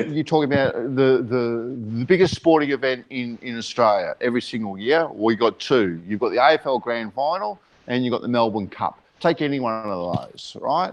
So you get you get a picture of those from the ISS. All right. So they're up in the ISS. So it happens to orbit straight over Melbourne at the exact time of the centre bounce of the 2019 Grand Final. And they zoom down and they take a picture of it, right? And we beam that picture. No, not a picture. Live. What do you mean? Yeah, live. Live. Do it live. Let's do it live. Let's do it live. I'm good with that. Let's do it live, right? Right? How do you think that picture would look, right? How would it look any different to any of the other pictures that are already taken of the AFL Grand Final? It'd look exactly the same, mate. No, sir. What are you talking about? No, sir. We have blimps, we have drones at the moment flying around in the sky, zooming down with their cameras. But you're not getting what I'm saying, Bansaw, with all due respect. What do you mean? I'm not getting. I think he's got it. I've got it, mate. I've got it because we do it every single year. We have cables. Well, first we started with cables and they had little cameras, right? And they'd go across the MCG and they'd take an aerial shot, right? They had blimps that would fly over and they would take aerial shots. Now they're not using blimps, they use drones. It's exactly the same thing. You're not getting what I'm saying, dude. I know. You know what you're saying? You're saying, right, a picture from the ISS, right, looking down on Melbourne, right, which what are you going to see? You're not going to see the MCG. No. You're not going to see a game of football. It's going to be that far away. You're not going to be able to see anything. You'll see Australia. That's all you're going to see. You're not going to see the game. To see the game. No, to see the game, mate, you've got to zoom in. And when you zoom in that far from the ISS, right, it's going to look like drone footage or from a blimp. That's what it's going to look like. It's not going to look like it's come from the ISS. That's just ridiculous. You're not understanding what I'm saying. Forget the ISS. There's thousands of stationary satellites, right? Or satellites about near Australia, correct? Yeah. I don't know how many. So, yeah.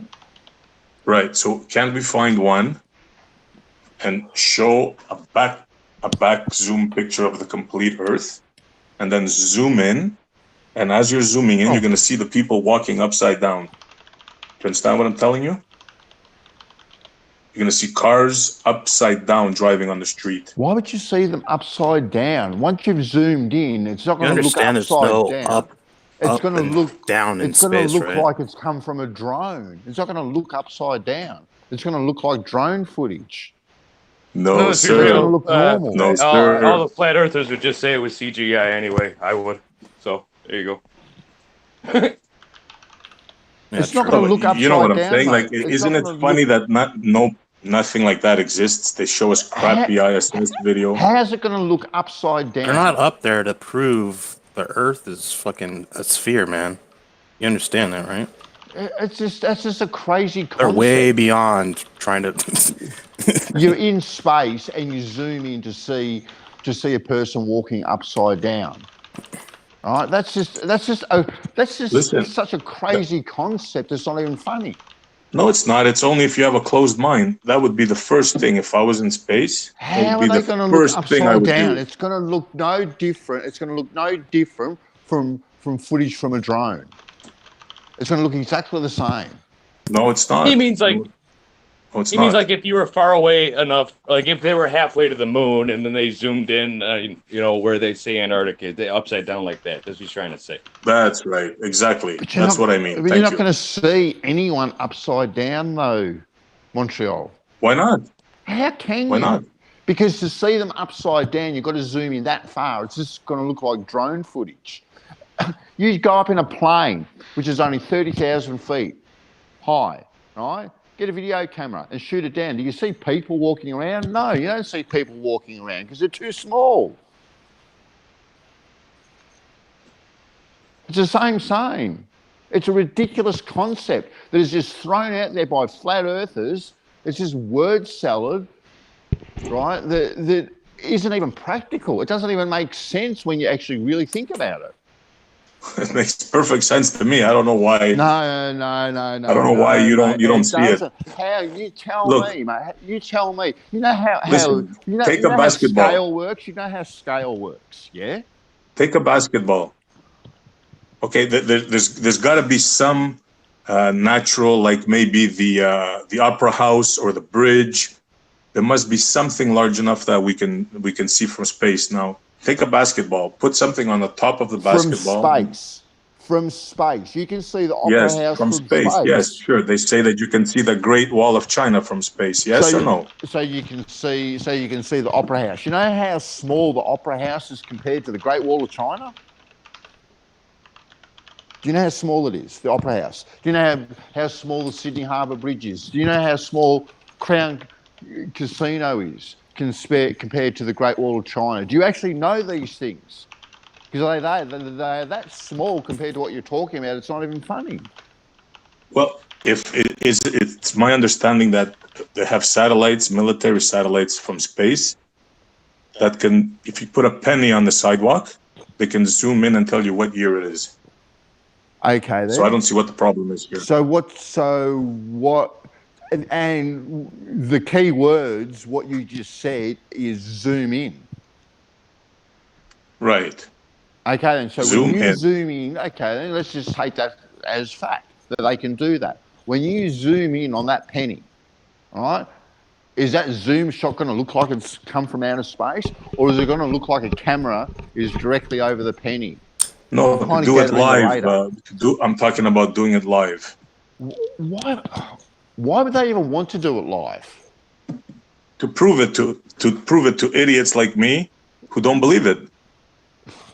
Mate, there is so much stuff out there.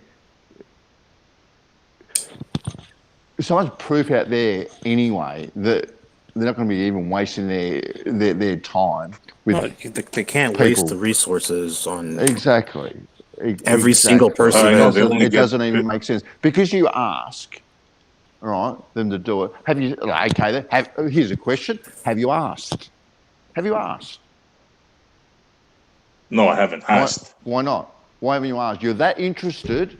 You put that much time into watching YouTube clips and listening to hearsay, what people think is happening, that you won't actually go direct to the horse's mouth and actually ask them. No, I just threw out a thing like that to you, like. But let me ask you something. The ISS, I'm throwing this out too. NASA, they get $52 million a year. Exactly. One moment. I think Bandsaw asked a legitimate question. What are you trying to ask Bandsaw?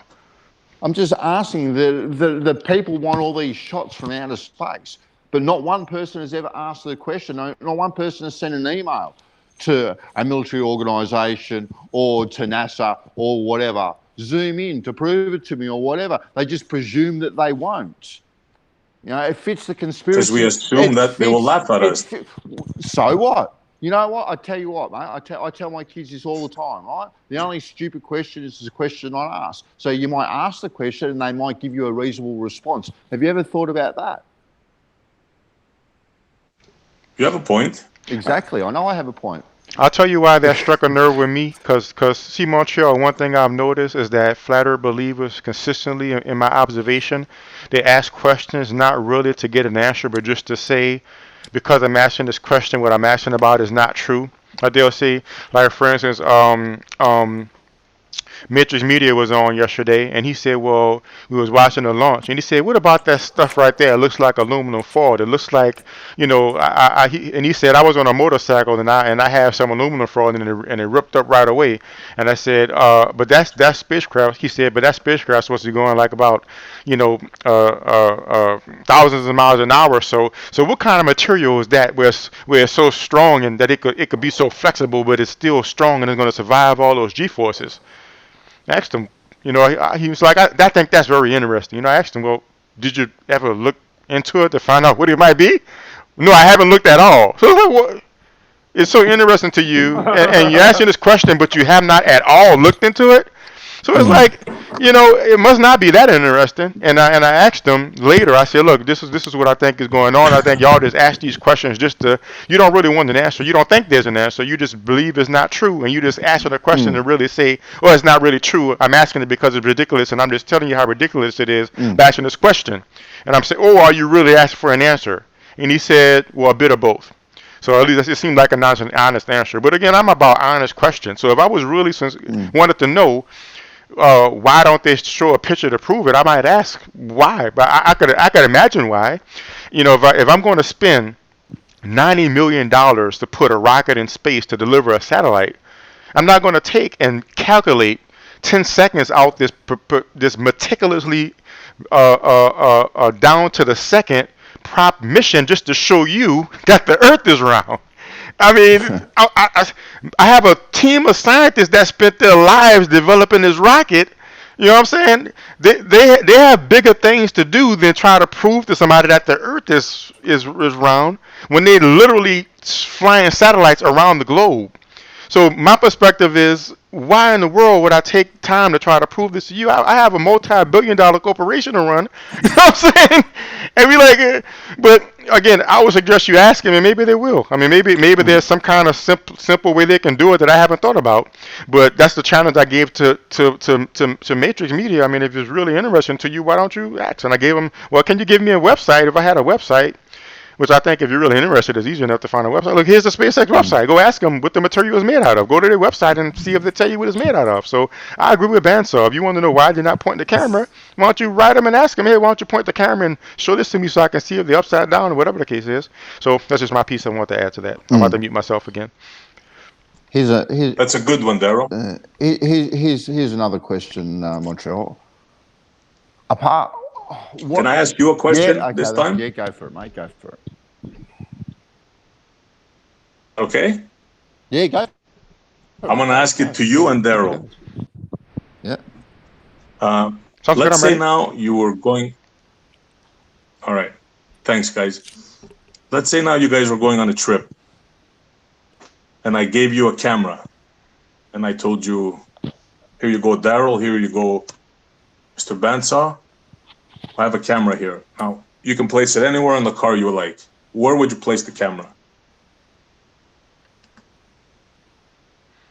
Well, I guess it depends on what am I filming for? What am I filming for?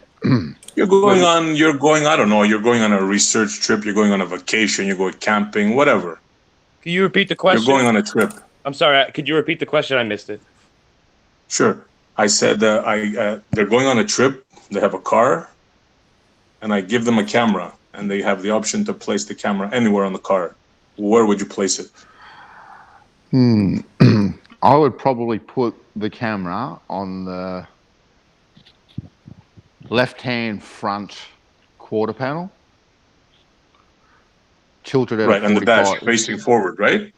Pointing at probably a 45-degree angle. No, I'd probably point at a 45-degree angle because I don't want to just see the road. I want to get a bit of the scenery. Perfect. Okay. All right. So yeah, I want to get a bit of the scenery. So it's on a 45-degree angle. So I'm traveling forward. Yep. Okay. How about you, Darryl? Depends on what I'm using it for. What am I using it for? It's your camera. I gave it to you. You can use it for whatever you want. You're going on a trip. You have your family with you, whatever. And you have a camera. So this sounds like Where would you put it on the car? This sounds like a question similar to the stuff on the outside of the ISS. Let me give you some examples. If I'm taking my family on a Go ahead, sorry. If I'm taking my family on a safari, where I'm going to go down, those little nature safari trails with the animals on the side, I may want to put that camera facing to the side, to the left, because the safari is on the left. If I'm taking my family on a ride down the Autobahn, maybe I'll put it on the front so I can see myself zooming down the Autobahn, right? If I'm wanting my family to capture the joy on my family's faces, I may not put it anywhere. I might have it in my wife's hand so she could take pictures of my children and laughing and take pictures of me driving. So you're acting as if the question seems to suggest there's one place that people are just going to put the camera, just like you're not going to possibly put things on the You're outside of the assuming space I just station. asked the question. I'm telling you what it seems like to me. I'm I'm telling you what it seems like to me. It seems like to me that it's suggesting that there's one best place to put the camera. Because you said, where would you put the camera? No. That's what you said, right? Where would you put the camera? But there's different types of trips that you can go on with a family. So that's 3 places I could think of right there. If I'm going on a safari and the animals are to the side, I'm not gonna put the camera towards the front. If I'm racing down an autobahn, I'm not gonna put the camera on the side. If I want to take a family, if I want to capture the moments with my family, I'm going to put it in my wife's hand. So it depends on what the purpose is that I'm using the camera for. I don't think there's one place to put the camera. Just you have a car and a camera, and that's just where it goes because you're driving with your family. There's different things that purposes might be for. So if it does so the placement of the camera will match the purpose. So those are 3 examples where if I'm going on the safari, when I'm driving on a little safari trip, I've seen that before. Camera to the left, or to the right, depending on which side they told me the animals are. If I'm going down the autobahn and we just racing and we see in the autobahn the cameras in the front, if the purpose is to go on the drive with my family and capture all the laughs and the fun with the family, the camera's in my wife's hand so she can take pictures of me and take pictures of my kids and take a selfie. So that's 3 examples of where I put the camera. Okay, you want that? Get an answer from Mies as well. You want to answer me? If you would like to, sure. Sure, the more the better. I'm sorry, I pressed the wrong button and got back out of the Hangout. But I guess I'd put it on the dashboard on the inside there. Okay. What would you say, Logan? Okay. I don't know, just front on the left side of the vehicle. Okay. Left side of the So everybody answered. Stu Montreal, what do you say? Okay. I tend to agree. I would put it in the front dash myself. Okay. The reason why I asked that question is it seems that every rocket launch, the camera is always on the back of the engine. On the first separation, like when they used to send the rockets up, the Apollos. Like, what?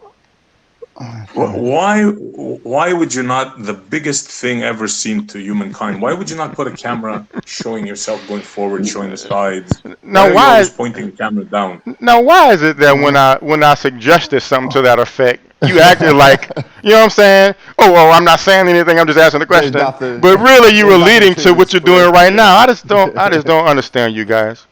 So going back to my point, what is the purpose of the camera pointing that way? Let me ask you. What is the purpose of SpaceX putting? Come on, Darryl, man. Come on, dude. It's an honest question. What is the purpose of the camera facing that way for SpaceX? Darryl, I will answer you. Okay. I will answer you. I was talking about Apollo, but okay, we'll take anything. This is the greatest achievement mankind has ever. Okay.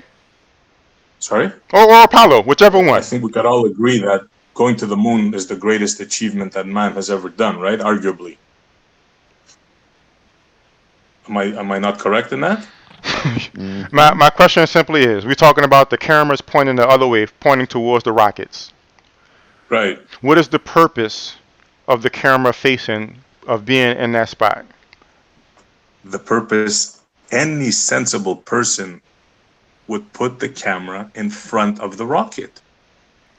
And to the side, to the left. I'll let you have it, Ben. But not the back. Go ahead Maybe in the initial. Maybe you want to go as you're leaving, you want to see the Earth, sure. But you want to see yourself going forward, no? No. They're putting the cameras where they're best protected, and I don't really see the point. Really, what sort of sites are you getting your information from for the Apollo? Logic. A logic. Sheer logic. Logic? Flat Earth logic? You know, like Spock? I don't know. Spock, Star Trek logic? I don't know. So I have a question. So can I ask a quick question? Yeah, go. So, believing in the flat Earth, do you believe that there's like probably I think over 60 space agencies, right? Different governments. Do you believe every single one of them is like in on this conspiracy to hide the shape of the Earth? It would seem so, yeah. Like I said, I don't claim the Earth is flat. Do you think that I claim sounds that the Earth like is not round logical with the specifications that they tell us. Not one agency would be like, "Hey, this is incorrect. You know, the Earth is flat." You're getting your paycheck, dude. You toe the line like a news reporter. They give him 5 stories, he reads them. You really That's think people just toe the line and they never leak information? Oh yeah. Have you ever been in the military or anything? Well, there's a perfect example. Military. Oh, and or a government How agency. high, sir? Do you think fucking Edward Snowden was just doing it for fucking lulz? What do you mean? Things leak out. People don't like. Well, that's how we have all this info. Where do you think we have all this info? You think it's like a fucking compartmentalized like element cabal? Yes, it is. And it Yes, just doesn't exist. Yeah. No, I can it's prove not it to you logical, how they man. can do Think it. Have about you heard of the Manhattan Project? That's one thing back in the fucking 40s, dude. Come on. Well, that's how the military works, no? Now we're dealing with everybody has a fucking form of communication, cell phone, access to the internet. Come on. Use your fucking head. You're talking about logic, use it. Well, yeah, I am. No. How many? All right, how many? Dude, everything, just about everything that you hear on the news and that they tell us, most of it is all fabrication. You know that, right? Yeah, we're not going down this track. Okay, listen. I'll say just one simple thing on the matter. I won't say nothing else. Every day, turn on the news. You're going to hear 6 or 7 stories. Go to CBS, NBC, every single station. Go to Australia, go to Canada, go to France. You're going to hear 6 stories. How is that possible? Want to talk about logic? Here's some logic for you. I just want to say that just because something's not logical doesn't mean that it's not possible. Like, it ain't logical for Darryl to be able to communicate with his buddy out of body, but it's definitely possible. Let's not get into that, dude. I'm just saying, I'm just using it. Oh, hold on. Well, no. I got a challenge there. Maybe that's why he said that. How is it not logical? Well, I mean, from the mainstream scientific consensus, they'll say that it's not logical for something like that to happen. That's all I mean. Okay, I would agree. Thank you, sir. Okay. Yep. You know, they would call you a kook, right, Darryl? You know that, right? Oh yeah, I understand that. It hasn't come into, but I'm also aware that they call the Wright brothers kooks. So I'm also aware that science always, the next level of science is always looked down upon by the current generation. So that's, if you research the history of science, every single leap is put down by the current generation. Darryl, exactly. Huh? That's why you should be into this stuff, man. Especially you. Actually, you're 2,000 years too late, buddy. The globe actually replaced flat Earth 2,000 years ago and was looked down at first before the proof fixed it. Okay, Darryl, I'm gonna put you on the spot. Actually longer. Give me scientific proof of the globe. I'm going to let Bandsaw. We could go into that another day, but right now I'm just going to let you and Bandsaw continue doing your thing. Yeah. What about pictures from the Is that a dodge of a question there, Darryl? Nah, that's going to take up the whole thing, man. It's Bandsaw's thing. I'm going to interject time to time, but for one, it's going to. That's a whole show in itself. And for two, you're not going to accept what I say anyway. So this is Bandsaw's thing. With me interjecting, like I just said, you want to come back another day, we could schedule a day, and man, you could spend the whole day on that. Okay, that's fine. All right. But yeah, just let me know the daytime. I'm free Sunday so far. Pictures from the Himawari satellite. There we go. CGI, right? Oh, CGI. Yeah, that's what they're going to say. Satellite. CGI. Or look at this, or look at that. All right, so you got Can't be pictures believed. from the Himawari, so you can't beat that. How many people do you That think are in sucks. on this conspiracy? It has to be in the millions, right? That's exactly that was my next question, Logan. Has to be in the millions, correct? Yeah. Has to be. How many people are covering up this conspiracy? What's your best guesstimate of how many people are covering up this conspiracy? Me personally, no idea on that. But No, I mean you have to have like a guess, a number. Yeah, you have you to have have to a have guess. thought about it, right? Yeah, that's right. If you haven't thought about it, then you're in the wrong movement. We won't hold figure. I don't think it. We'll just call it an approximation. All right. I don't think it's as big of a number as most people would think off the jump. But I mean, if you gun to my head and I gotta pick a number, I don't know, 100K. I have no idea. I'm just 100,000 people. Okay. What? I'm shooting in the dark on this Okay, one. 100,000 people. What about you, Montreal? How many people? I wouldn't dare throw a number out. I don't know, in the thousands. I don't know. So not in the millions. Okay. No, Okay, no, definitely we've got- not in the millions. So we've got from thousands to 100,000. So you think that out of all these people that are keeping this conspiracy a secret from all us little plebs, that not one person has spilt the beans? Not one. Not one. Because I believe some have tried. Ships. Some, yes, I agree with that. Really? That When? some have tried. Okay then, they've tried. When? And they're assassinated, right? Yeah, yes. They're assassinated or they're forced locked up in hotel rooms in embassies, and you know the story, how it works. So Okay, so it is such a massive conspiracy that you're talking about. You can't keep it a secret. You can't keep it going for generations. It's impossible. It's impossible. It's not generations. It's just coming out now with the internet. This is how people are waking up.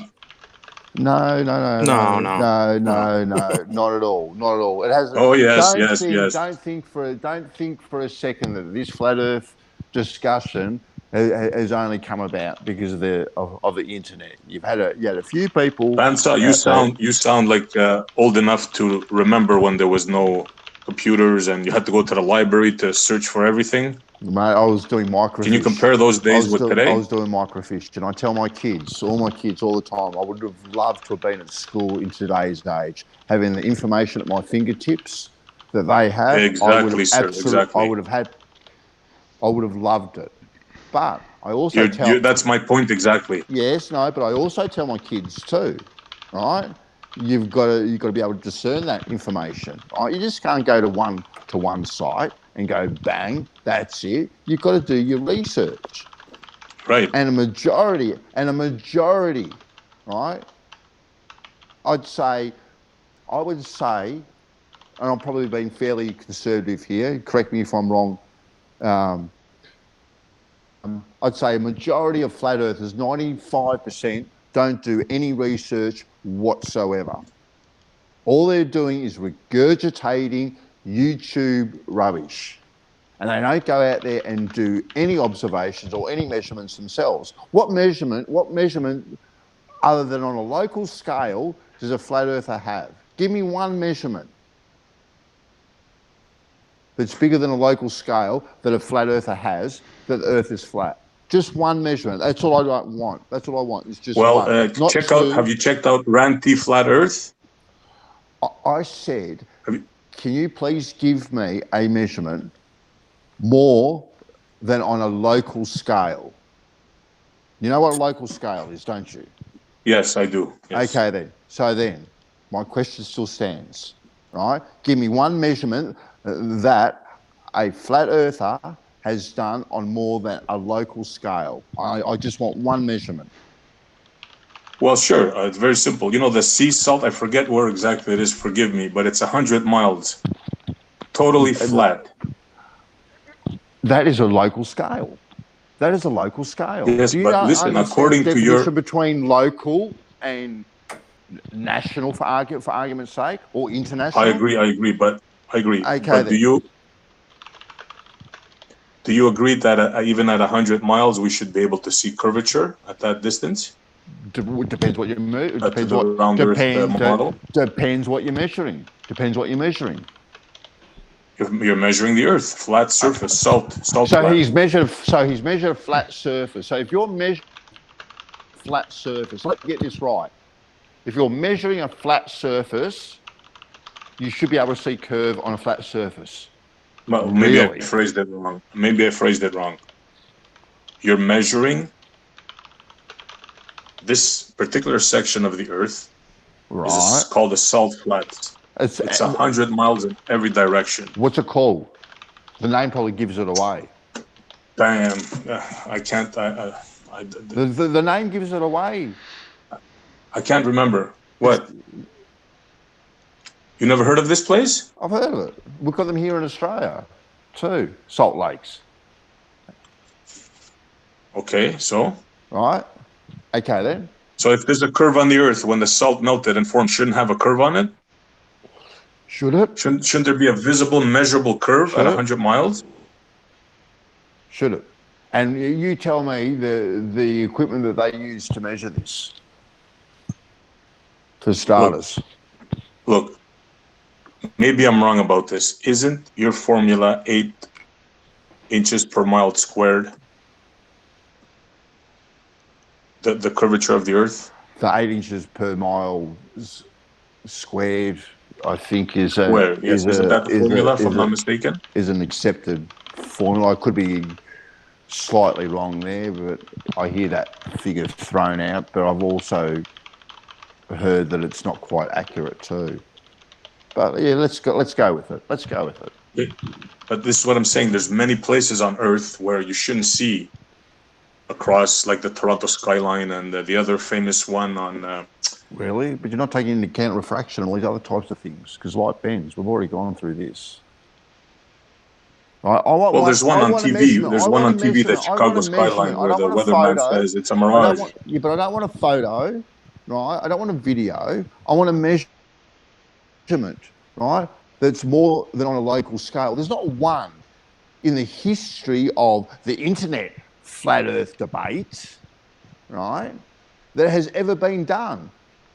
They take photos and they chase their tails around in a circle arguing about what a photo is, right? They take very short measurements, nothing on a large scale. They've got nothing on a large scale whatsoever. They've launched a couple of little hot air balloons, which is proving what?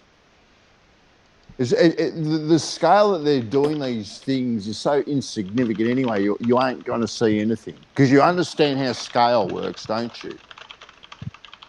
Right. Okay then. So you know how big the Earth is in circumference, right? And you know how big, and you know how far the ISS is away from Earth. Correct. Yeah? Okay then. 250 miles. All right. So you realise that the ISS can't even take a picture of Earth. You realise that, can't you? Don't you? Because of the scale. Yes, but it sees the curve, correct?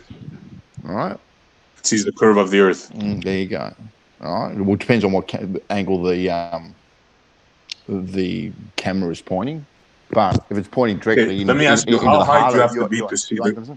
Well, Himalaya does a pretty good job of seeing the Earth. Doesn't it? I want to ask you something. How high do you have to be to actually see the curve of the Earth? Look, off the top of my head, I don't have a figure. I can't throw that one out there. But I presume you'd have to be pretty high. Because this is where the round Earth thing really has problems, you know. Why? Because you have guys like. But why does it have problems, Montreal? I'll tell you, because you have like pictures from round Earthers, like the Lake Pontchartrain picture, where they claim that they see curvature, they see the bridge curving. Mm-hmm. And then you have Neil deGrasse Tyson that says you can't see curvature from 120,000 feet. So it's a problem there, you know? Which one is right? How can he be trusted? He's a part of the conspiracy, right? Or is he just misguided? Exactly. How can he be trusted? Neil deGrasse Tyson? Yeah. How can he be trusted? Because he's an actor. He's an actor. Okay, so he can't be trusted. He's a pseudoscientist. So why quote him? I don't understand.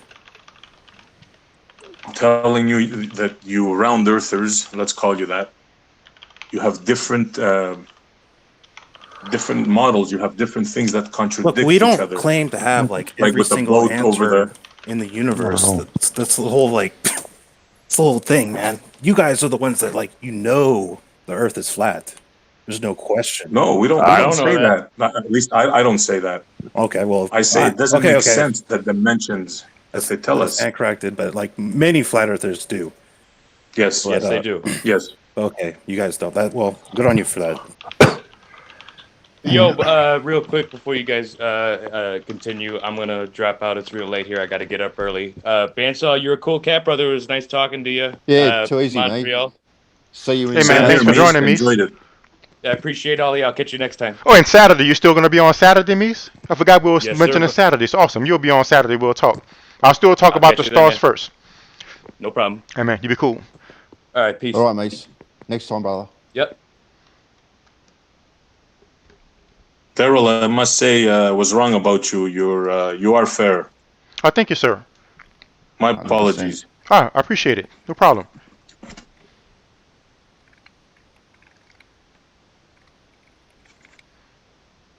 Oh, y'all still...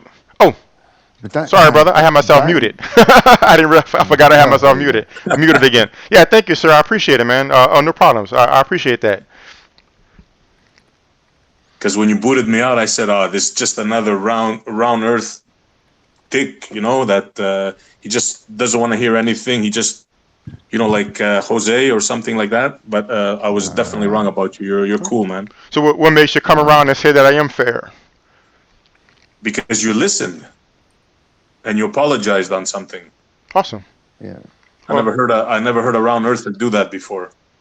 Yeah, well, thanks for noticing and saying, sir, and it is true. I just want to be fair and honest, and I just don't want to waste time anymore running around in circles with people who don't want to answer questions or just be honest and direct. So, yeah, that's all it is, man. Yeah.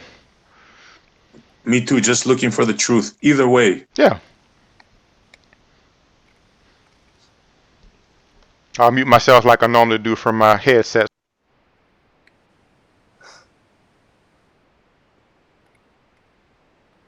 I find it interesting, Montreal, that the organisations that are believed by the flat earthers and aren't believed by the flat earthers. I find that very, very interesting. Like at the top of the show, you brought in the military, right? Their missiles.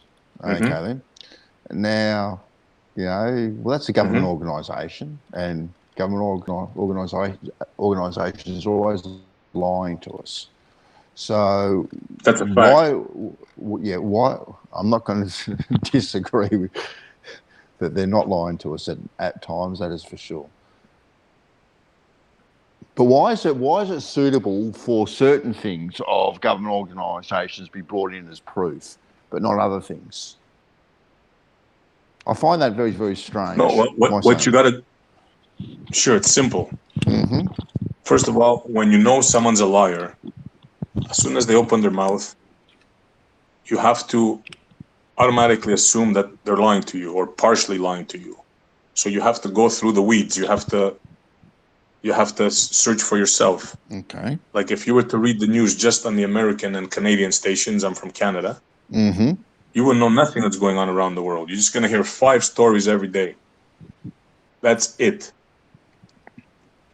Yeah, I mean, So that's problems don't sell, really, so. I agree with that. Depending, so it depends what sort liars, of news you're interested in, though. You can just be interested in your local news, which is pretty much okay for a majority of people. But if you're interested in a bigger picture, you yourself will go outside your local area. Oh yeah. Okay.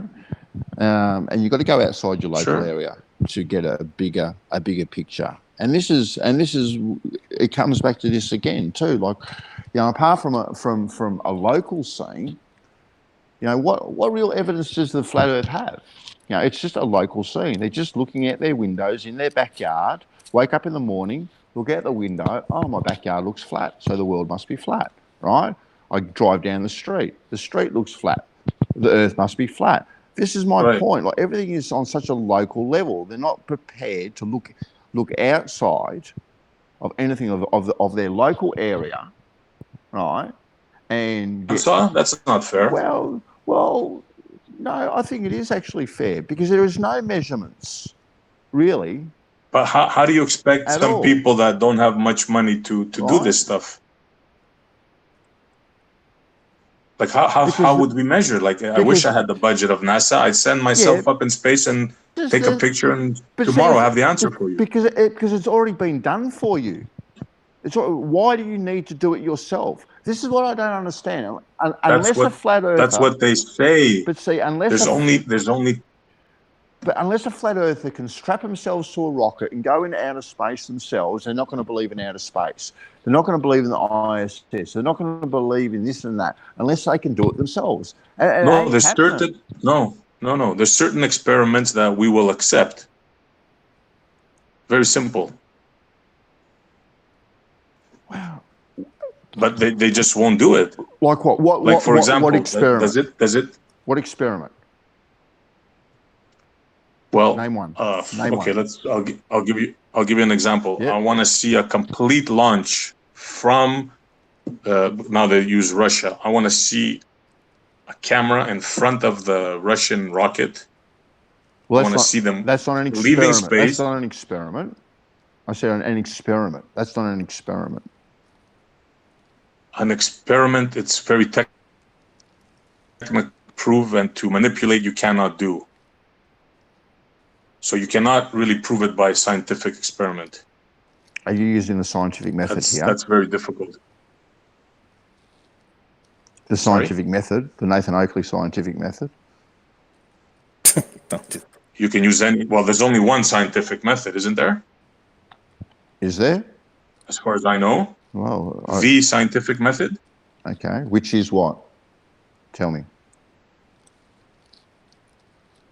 Well, if I understand it correctly, you have to observe a phenomena. Yeah. You really like it, don't you? Yeah. Then you need a independent and dependent variable. Null hypothesis. You form a theory and you test it. Okay then. Yeah. Am I correct? Yeah. So how? Am I correct? How do you test it though? This is the problem. This is where we run into the problem. Why? How are you going to vary and manipulate the Earth? You need to be God to do that. So you can't use anything man-made to vary anything, or to or to test anything. No, you can. You can. You can use stuff man-made, but that cannot be your phenomena that you're observing. So, example, what would be your test, your scientific test? Where would you start?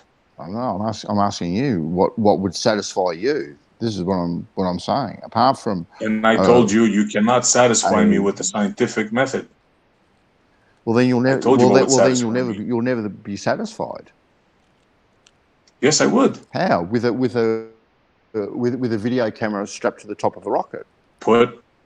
Put a trustworthy person that we can all agree on. Who's trustworthy and who? Well, we'll agree on that person. How? We'll agree on that. Who votes? Leave it to us. Who? We'll choose somebody. Don't worry about that. Who's we? Who's we, Montreal? Who's we? Me. I'll go. What do you mean you will go? I'll go. How are you trustworthy? I'll go. How are you trustworthy? Well, we'll find somebody that we both agree on. How? How's that? How do we do that? Okay, I'll let you go. I'll trust you with the camera. Why would you trust me? Go?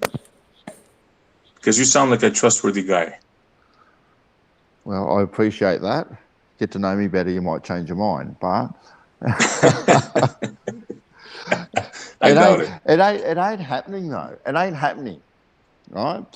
Of course, it ain't happening. They can't do it. They won't do it. They haven't done it in 60 years. I mean, you guys are so intelligent. Can't you see that?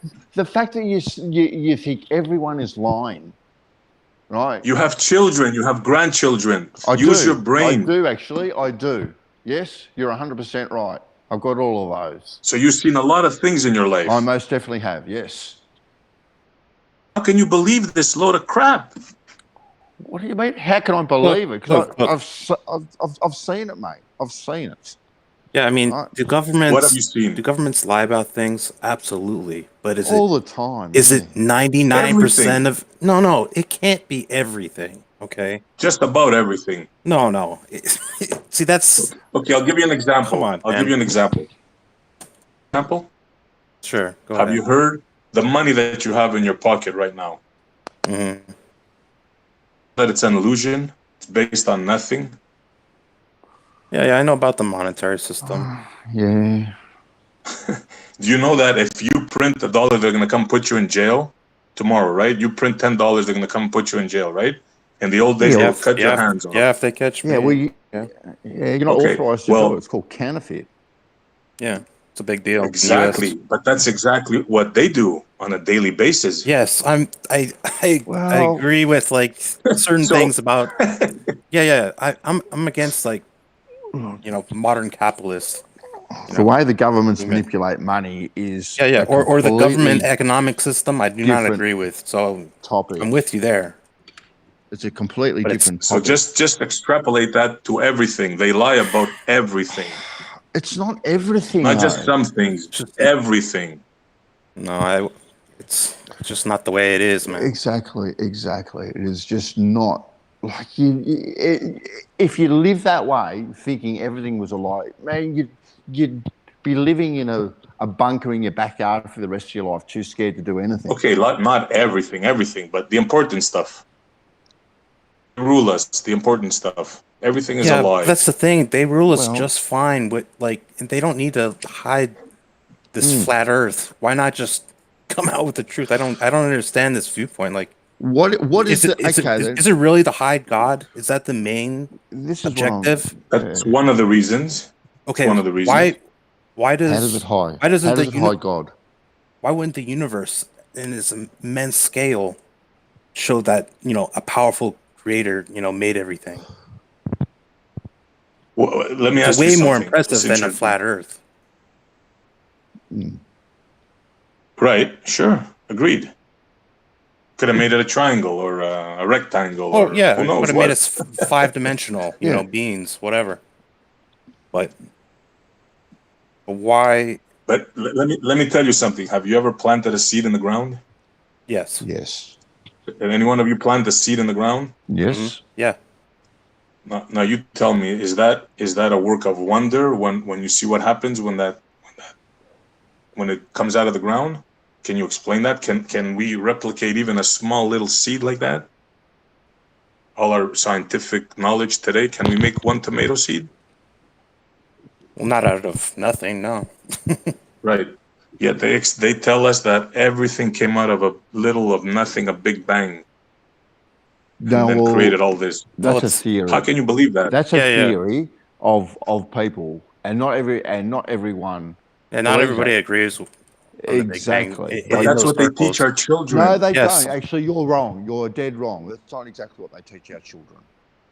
That's exactly Yeah, what No, they teach our no, children. no, you're wrong. You're 100% There's different explanations They for taught that, and me. then there's different explanations for how the universe went, Yeah. and You're it's 100% wrong. It's extremely complicated. No, but you get my point, right? Yeah, I understand what you're going. You're When I coming say at. everything is a lie, No. Yeah, but I don't know, man. Another thing, Vietnam War, the Yeah. Gulf of Tonkin, that was a lie. Yes. Gulf War, we went to kill how many people? That was another lie. Oh, yeah, but Yes. wars, I could go on and on. wars Iraq, have remember got the nothing chemical to do- weapons? Another lie. Mm-hmm. It's got nothing to do with the flat Earth, though. So these are the people that you guys are believing in. War and flat Earth are two totally different topics. You're Two talking totally about different- international They're- relations, like yeah, they're Yes. worlds apart. We're talking power and money and this Yeah, sort yeah. of stuff. America It's has- completely different. the people in the foreign policy establishment. They have their objective is America to stay number one, the most powerful nation That's on right. earth, as long as possible. So if Russia, Written China, in writing. yes, it's literally, what it is. You won't hear it from politicians, but that's exactly what it is. Yeah, and don't get me wrong, I'm not downing America or any other country. That's what every country does. No, 100%. Well, it's about That's in our human nature. Yeah, everything's about survive. Like your first goal should be the survival of your country as a government. Here's a question for you, Montreal. All right, how big do you think this flat Earth movement is? It's way bigger than you think. No, okay, let's say huge. Yeah, how many people do you think are invested in this flat Earth movement? Literally millions. I heard millions. Funny you should ask. Millions, yes. Okay, millions. They did a survey on millennials. Yeah. I don't want to quote it wrong. Was it 20%? Was it 30? It was a large percentage of young kids that don't believe the Earth is round. 20% of young kids. Check it up. All right, so we're talking millions of people. Approximately. I don't want to. Don't box me in on a number. Okay then, and you would say that because I hear the cornerstone of the flat Earth movement is truth. Would you agree with that? Yes. Yes, 100%. Yes. You would agree with that. Truth. Look, some people have. I'm sure some people have monetary reasons to. No. Videos Yeah, maybe. Let's just put that to one side. But you would say that the cornerstone of the flat Earth belief is finding out the truth. Yes. I certainly believe that. Yes, myself, and I do believe yes. Okay then. So don't you find it strange that you're saying 20% of millennials? So with that. Let's round it down. I'm going to be very, very conservative. 10 million people? 10 million? I'm being very conservative. You're saying 20%. Millennials? Of the States. Sounds about right. 10 million, gee. Maybe a little bit more. I would say a hell of a lot more. No, out of 300 something million, a little bit more than that. Yeah. All right. So if you're saying, so let's say 10 million. And this is just in America. Yeah, right. This is just America, right? Don't you find it strange that the flat Earth movement itself hasn't put out a GoFundMe thing, right, to raise a heck of a lot of money to? Well, there's been talk about Well, listen to me. You can quite easily private organisations can hire SpaceX and put something up in space. You can quite easily, right? Problem solved. Overnight, get a GoFundMe thing. Everyone donates $1, right? You'll have more than enough money, right? You can get your little camera on top of SpaceX and launch it into space. First, donate. Problem solved. It's strange. No one's doing it because no one's interested. That's why. Everyone's talking about I can't truth. disagree with you. No one is interested in the truth. Right, they just want to get stuck in their own local little world because it suits. The bigger narrative is the government lies. That's the narrative that they like. Right. Listen, Bansa, if you can show me proof, trust me, I really want to get this issue solved, and I have no stakes on either side. Look at the Himawari pictures, mate. Look at the Himawari pictures, and when you start looking outside more of a local level and start thinking to yourself, not everyone is lying to me. Because there's people like you and me, mate. There's scientists that are just like you and me that go about their job on a day-to-day basis, right? And all they're doing is doing their job, getting their paycheck to feed their families. And they're not lying. Oh, yeah. These guys, I have no beef with them. They're not lying to anyone. They're not lying. They're actually building the satellites. They're actually building the equipment. They're not lying. I'm talking about lots of people. I'm talking about in all walks of life, not just with NASA, you know, surveyors, all these sorts of people. They're not lying. They're not lying. And you've got to realise that sometimes. You know, be honest with yourself and just think, like, are all these people lying? They're not. And I will agree to you. I still want to see proof. That's not good. And I see your logic, but faith is not good enough for me. Well, you have faith in a God. No, I have faith in. I don't have faith in a God. I said, I believe that a creator made this place. Well, it's the same. There's no Big God Bang. God, call them whatever you want, but it's the same thing. All right, let's not get caught up in word semantics here. But oh no, this is big semantics because I don't believe in religion. I think religion is the biggest destructive element. No. Don't get me. Don't mix up one with the other. So you don't. Yeah, Yeah, no, I agree. I agree with you there. Me, I'm anti-religion myself, right? 100%. But let's go with your word, a creator, right? You have faith in a creator. Not faith. I look at like I told you. Take the seed example. Yeah. Right. Mm-hmm. When you see something like that, something simple like that. Yeah. Or something giving birth. Yeah. That's not an accidental. That's not an accidental thing. It's not a Big Bang thing. I'm not saying it is, Somebody but created. Somebody made that. Yes, but it is still faith, right? Okay, if you're talking about birth. Oh, it's a belief. It's a sheer belief. Yeah. Exactly. Right. There is no proof. Like, there's no proof of the 100% proof. If you want 100% proof, either way, right? There probably is correct. None, yes. right? They're both there beliefs. is none, right? Right. On the flat or the globe side, science itself can't prove it 100%. But well, I'm talking about creationism. There is enough evidence out there, all right, to suggest that there is a creator. I'll agree with you there. Right. There's no proof of a creator. Okay, so we're seeing eye to eye here. Yeah, of course. You're a logical person. Man, there's always common ground with everything, right? But that you have to take a leap of faith with that as well. Even though you see it, right, you are then taking another step, right, which is faith to the creator.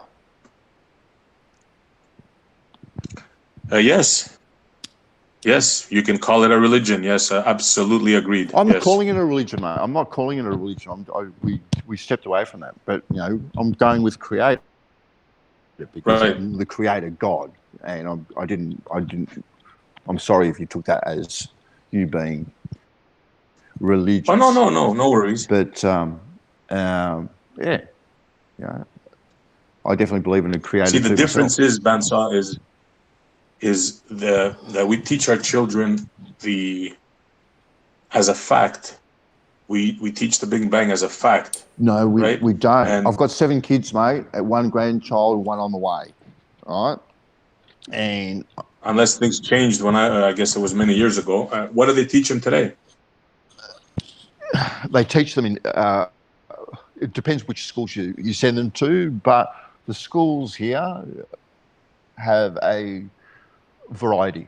Even in the state schools, you have the option of they call it religious education, but they don't hone in on any one particular religion. It's more of a creator, I would say. But they teach a creator, really? They don't push the Big Bang. You have the option as a parent to put your children into these classes.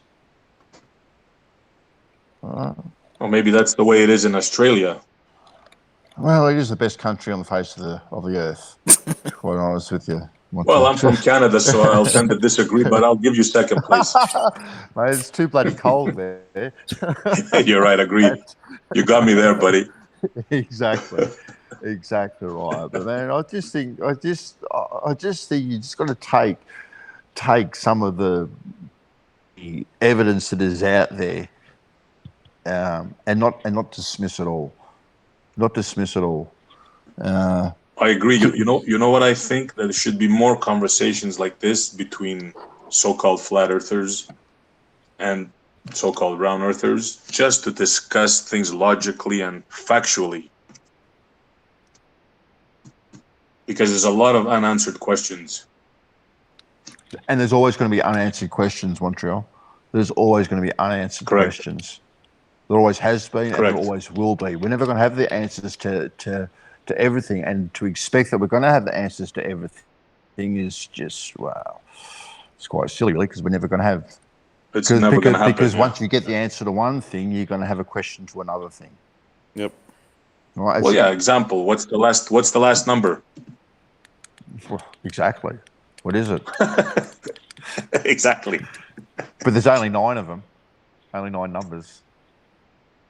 There's no zero. Right. Only goes from 1 to 9. Well, yeah, theoretically. Yeah.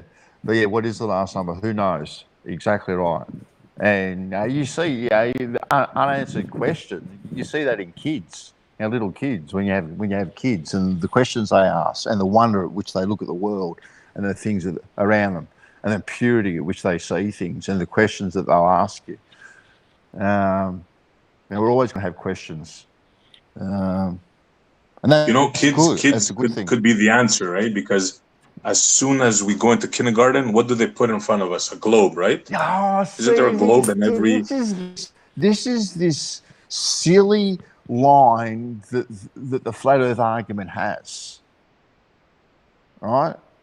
That they put a globe in front of us, so all of a sudden, bang. Well, I remember it when I was a kid. We're indoctrinated. We're indoctrinated. In a way, we are, because look at it like this. Look at it like this. Simple. Take a young kid, maybe one of your nephews or grandchildren, and show him a ball, right? And show him a cup, right? And just ask them, where would you put the water? And just see instinctively, where would they go put the water? Would they put the water on the ball? Or would they put the water in the cup? My grandson. Or he'll throw it at you. I don't. You see, logic, that's the trick to everything. Logos, logic. That doesn't. Forget what the scientists say. That doesn't prove that it is a flat Earth, because a child will put water in a cup instead of on a ball. No, it doesn't prove a flat Earth, but it's enough to question. Just use your own brain. How could water stay on a ball? Think about it. A spinning ball, no less. Take a tennis ball, put it on a drill, whip it around, and throw some water on it. Well, it's gravity, isn't it? What's going to happen? Gravity. Come on. Come on. We can go down that road too. Gravity. Which gravity? Newtonian or Einsteinian? Which one do you want to go down? Big G. They even contradict themselves on that. Big G. No, they expanded on each other, actually. Newtonian No, expanded. one superseded the other. I'm sorry. They expanded. Who told you this? Who told you it superseded? Who? Anthony? Ranty? Nathan? Jaron? Which one? No, Which there was one of your ball earthers. I forgot his name. One scientist that came up with that just a little while ago. Which really? I forgot his name. I'm sorry. What's his name? I'm pretty sure Einstein was expanded upon. Einstein was a patent clerk. Am I right there? Logan? What's that? Sorry, I was. That Einstein was expanded on with Newton's law of gravity. Yeah, from my understanding, he took a lot of theories and merged them together. Yeah. To form relativity, but I don't know. I could be wrong. I haven't really studied that extensively. That's the common knowledge, Loken. But I assure you, if you look into it, one has nothing to do with the other. One is a pulling force, two bodies attracting each other, Mm-hmm. and the other one is a bending of space-time, the biggest load of crap I've ever heard in my life. Yeah, I mean, I'm Try not. to explain that to a kid. Yeah, I'm not really the one. Not really the one to argue about that, because I mainly like research international relations type things or geopolitics. So it's like my field. I've only read like some books by, Carl Sagan and Stephen Hawking, stuff like that. But those are like geopolitics. So you're be an interesting dude to talk to on a different subject. Yeah, that's like my main thing. I like read books from like the source, from people in like the CFR and Brookings Institute, Rand Corporation, etc. Oh wow! Center of Foreign Relations. Yeah. Right. It's far more. That's a cool topic as well. Yeah, I mean it's what interests me. But it's far more interesting than the flat Earth. That is for sure. Yeah. I mean, to me, well, it is. It's interesting. 100% is way more interesting because it affects us. Yeah. I mean, it's like It really does. It's like the study of people at the large scale, or the interactions of governments, and what are their goals. What are why is the U.S., Russia, China not having good relations right now? It's all sorts of things. There's a lot of smoke and mirrors out there. Like isn't there? A lot of. They're the best of friends behind the curtains, right? I don't know about that. I mean, I wouldn't say. No, man. I mean, from my standpoint, no, we're not together. We are like, as far as us and China on the global economic scale, yeah, we're friends, we're partners. But as far as being adversaries, yeah, that's our our basically our template for our military currently is to focus on large scale warfare instead of anti-terrorism. Sure, if you sell nails, you're gonna want to sell nails. If you make rockets and you need war for that. No. The reason is because like the balance of power. If you have China and Russia allying with each other, which they haven't done yet, but they're thinking about it, or just the rise of China mainly has brought this about, and it's just making sure that they don't start like invading Taiwan or Japan, etc. We have to make sure that doesn't happen. But right, the way they were invaded by Japan before World War II. Exactly. Yeah. I mean, and Japan's that's one of the things on their history. It's like they haven't been really. There's not too many. They hate Japan. That's for sure. sure. Yeah, the Japanese aren't really too sorry for what they've done, but yeah. I know. But, who is though? Who is? And then you just got to look at the BRICS alliance. Look at the BRICS trading alliance. That is. No. I mean, like the Germans have they're actually really good at teaching their their kids and whatnot about the Holocaust. And, how they're told, they shouldn't have done that. But good example as a switch around. Yeah, but that's one that's most nations, they don't go that far, unfortunately. I wish Japan and even the U.S. I mean, like we should teach about like the genocide against the Indians and all sorts of horrific shit that we've done. Yeah. No, I'm not like a nationalist, whatever. I just try to be like a objective observer as much as I can be. Yeah, it's amazing what the horrors human beings will do to other human beings. Yeah. I mean, we definitely try to sugarcoat our history. We're no different than most nations. So yeah, well, we don't teach every nation is the same of Aborigines or anything like that. So it's all over the place. Those sort of atrocities that are buried and swept under the carpet. Yeah, same up here in Canada. Same story. South Africa, everywhere you look. And it's not just a white man. If you go back in history, this was going on way before Europeans. And it's been going on. It's a human thing. It's not has nothing to do with white man, black man. Yeah. It's beyond race. Human nature. Yeah. It's beyond race. Yeah.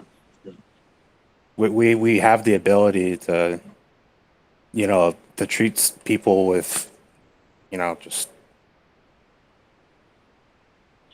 we're a species of like extremes compared to others. Oh yeah. We're extremely intelligent compared to all the other animals, and we're but we're it goes the same way. Like we're extremely destructive. Yeah, you see what the problem is? It's the us against them mentality. Yeah, of course. See, this is what I'm trying to fight now with this flat earth, round earth thing. Me, I couldn't give two craps who's right and who's wrong. I just want to know the truth. That's it. There's plenty of evidence out there that'll point you towards the truth, Montreal, and I think there's more than enough evidence to point you towards the globe. I used to think that way. Trust me. I've recorded every Nova episode. I've read books like The Brief History of Time. Believe it or not, you name it, quasars, pulsars, like black holes. I can name you all Okay. these things. When you look Like at I was when you look at really, the really into it. when you look at the moon itself, right? Which you can see, Right. with your naked eye, okay. And if you get yourself a decent pair of binoculars, you can see it a little bit better. What do you see when you look at the moon? Oh, I definitely see something there. Okay, yeah, but when you have a close look at it, what do you see? But it looks like what they say it is. It looks like a big rock in the sky. Mm-hmm. And it looks like we can't say it looks like a sphere, but it looks like a hemisphere, doesn't it? Hey, if It's y'all, got if y'all depth. Yeah, showing you it, can say that. It looks like a little rounded. if y'all showing the You can image, tell that. where is it? Let me link it so everybody can see it. Are y'all looking at an image right now? No. I'm just talking visuals. When you look at the moon, Okay. with your naked eye. Okay, give me a moment. Let me Right. pull up some images of the moon. I'll pull it up right here. Yeah. Because when I look at the moon, Montreal, right? See the thing with the flat Earth, right? I'm a fairly simple sort of bloke, mate. And unfortunately, the thing that sucked me in, right, was the the government conspiracies for one, but water is flat, all right? Mass of water always finds level, all right? And that's how I got down the rabbit hole. But how I got out of the rabbit hole, actually was just as simple. It was just as simple, right? I was looking at the moon. So there's moon images right there, by the way. Yep. Fantastic, Darryl. Cheers, man. Yeah. Always looked at the moon with my kids. Always looked at the stars. I've always wondered, what's out there, what is beyond and whatnot. Just like all of us, sure, of course. Exactly right. Now, when you look at the moon with your naked eye, you get just a decent set of binoculars. You don't even need a telescope, just a decent pair of binoculars, right?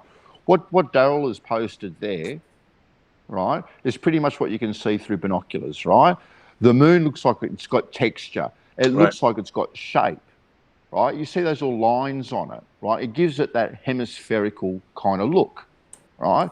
You can't say it looks like there's no denying that. Exactly right. Now, to the naked eye, you can't say it looks like a sphere because you can't see all of it, but it looks like a hemisphere. So from there, you can quite easily go, it's probably a sphere, right? Logic determines that if I'm looking at that, the chances of that being a sphere are pretty good, okay?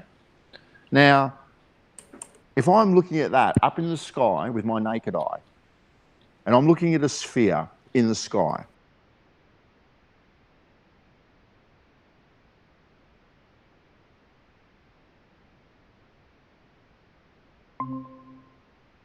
I'm not talking about the sun or Venus or anything else like that. I'm just talking about the moon that looks like a sphere. It's not that big a leap. Sure, I agree logically. At all. Exactly. You can. Right. Exactly. But you could also look at it. You could also look at it this way. If you look at let's say a pool table and you look at a ball, you can assume that what that ball is on is round as well. But I get your point. Though.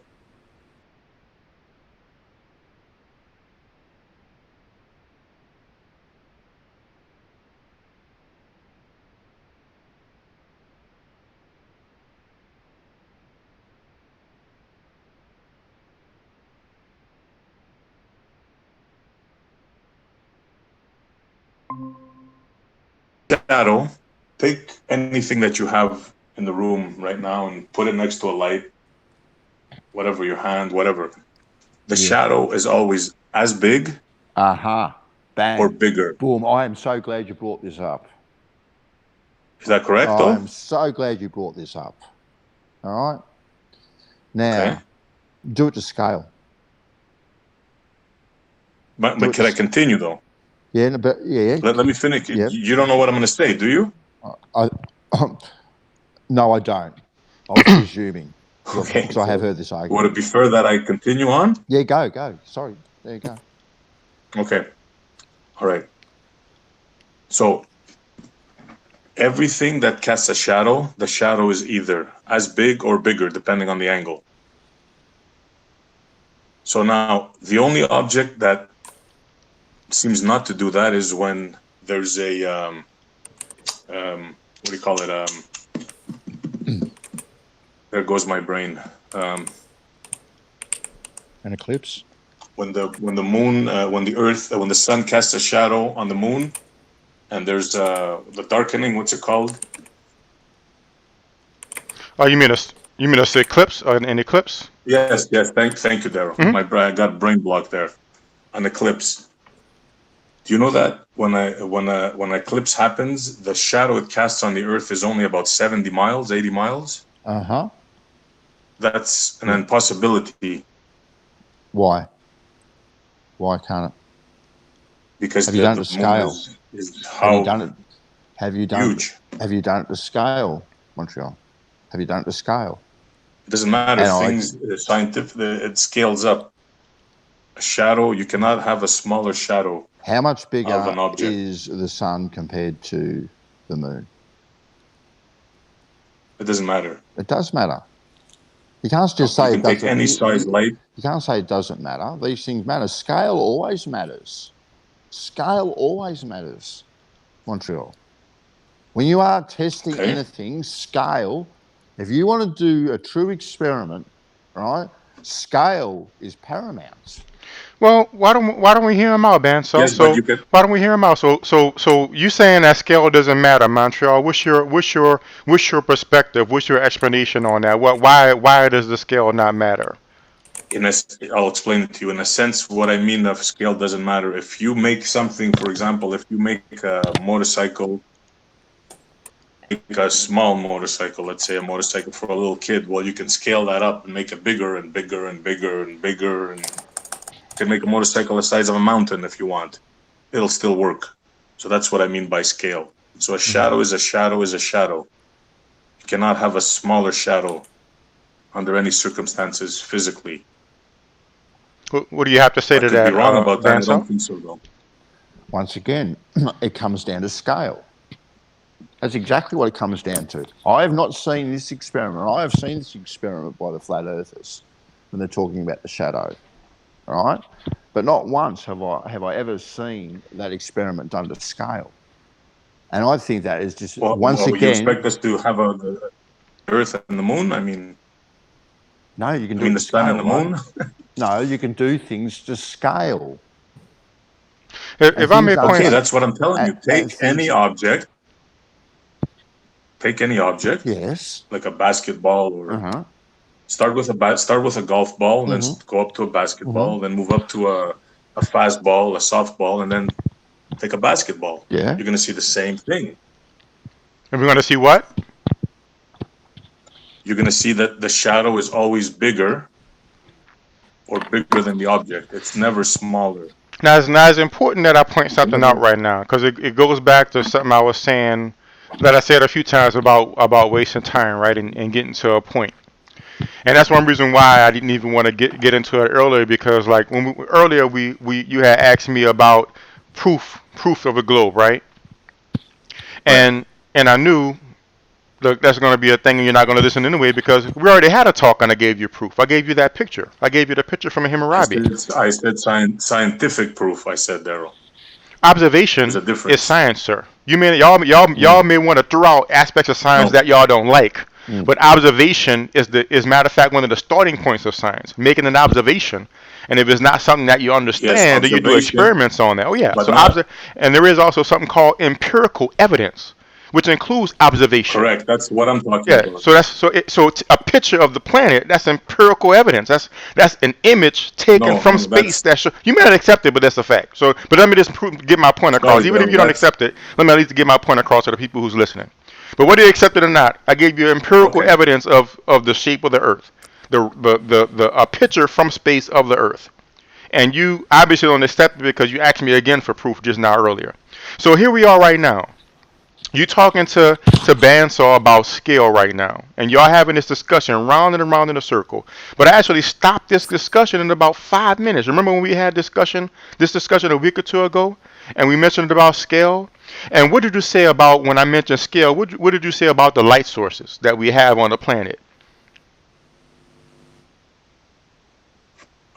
Refresh my memory. I don't remember, Darryl. Well, it's in the video. I'll post a link for everybody. You said that the light sources are not big enough to make it to scale. You said we don't have light sources big enough to make scale. Do you remember that now?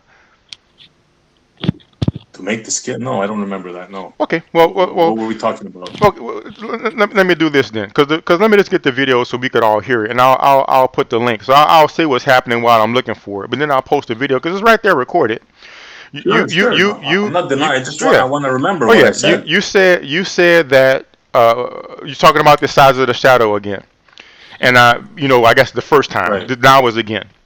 And I said the reason why the shadow is bigger is because you're not doing it to scale, because the sun is a whole lot bigger than the earth. So I said if you get any light source that's a whole lot bigger than the earth, and so the rays are coming from that bigger object, so the shadow is going to be smaller. And you said, well, do an experiment. And I was like, well, you do it. And you was like, well, I can't find any the light sources that we have. We can't do it to scale possibly if the sun is really that big, and we can't find the light source that big to make it to scale.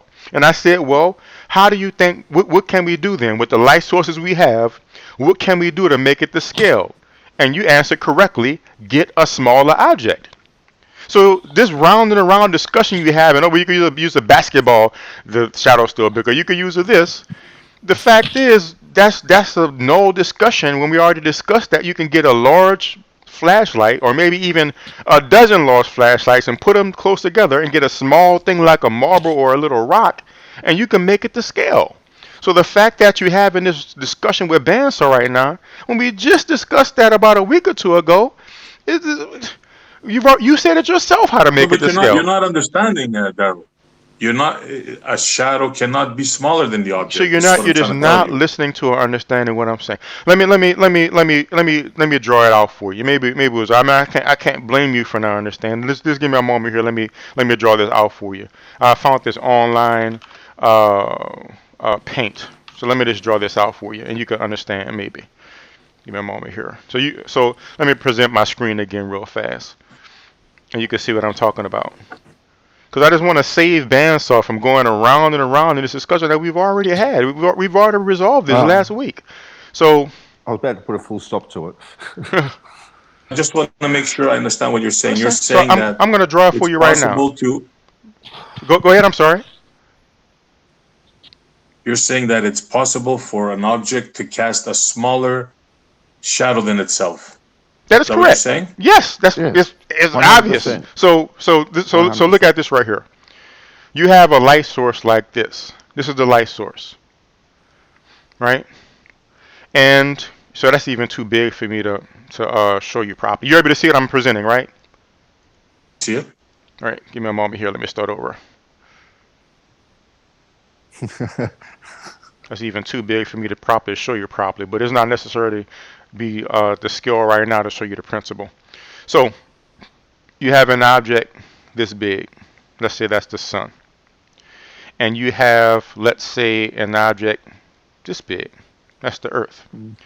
The way optics or shadow works is there's a line coming from the outside of the object, a line coming across from the outside of the object. Then there's a line going straight. And it's kind of hard for me to do it here. I gotta make it bigger. I'm sorry. Like I gotta make it bigger so I could actually show you what I'm trying to show you. So this is not going to be the scale, but you'll be able to get the idea from what I could draw here. And this is the exact way that any shadow works. This is not just the shadow of the solar eclipse or the shadow. This is any shadow you make, whether the shadow is bigger or the shadow is smaller. This is the way the shadow always works when you have a light source and you have an object, the way that the light intersects.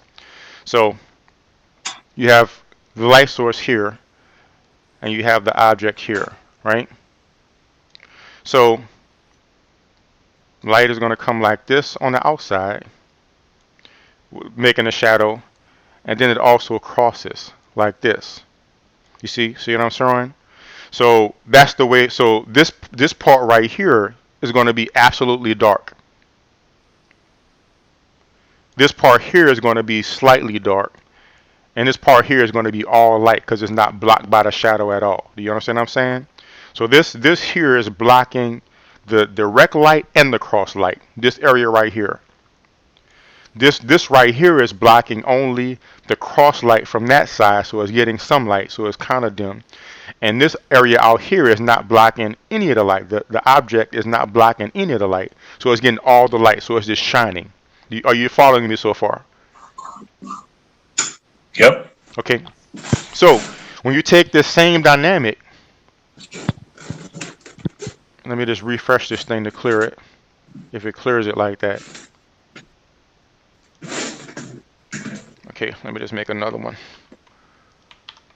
So you have the same dynamic where you have the middle of the umbra.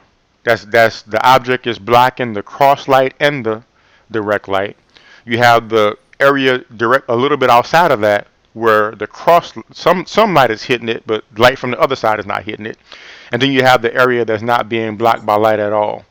So when you take that same dynamic, let me just, oh my gosh, let me try to load this again. I might just have to close my browser. I think my internet is starting to crap out on me some. This is probably why I couldn't pull that thing the other night. I remember one night I was talking with Red Pill late. I wasn't able to pull that image site until the next morning. But it didn't look like this though. It just wasn't loading. But somebody else said they couldn't load that site too. But so let me just close my browser real fast, and I'll just load a new one.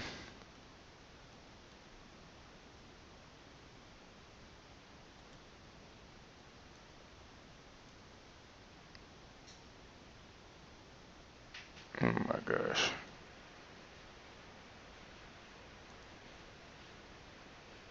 Hold up. I'll be right back.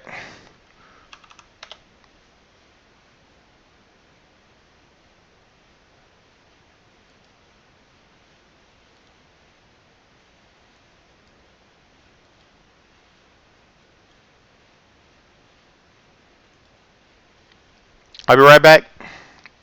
Just give me a moment.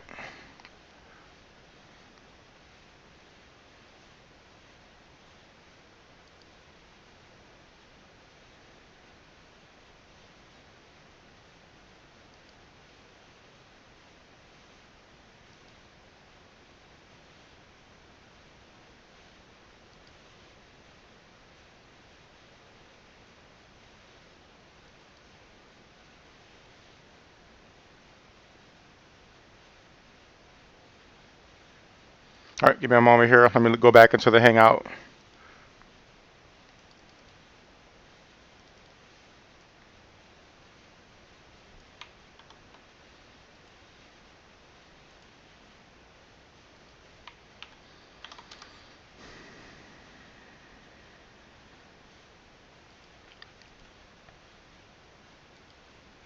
All right, y'all, back. So give me a moment. I just have to restart my browser really fast. Yeah, sure.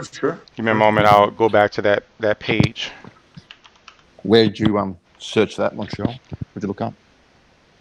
This was in. This was on YouTube, of course. It's timeandadate.com. It's just the first thing that came up. Okay. Can an object have a smaller This thing isn't shadow loading than again. its size? What I'm going to have to... Oh, you know what? I could put it in the regular pane and present my screen. One moment here.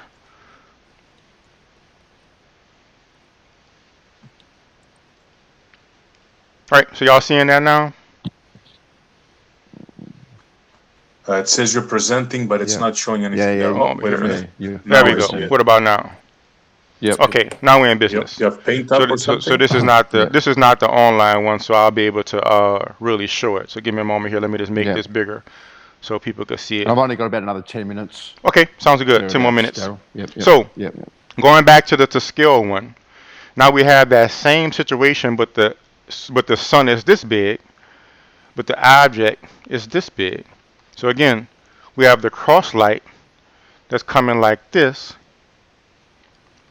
and the cross light that's coming like this, but the direct light is going just like that.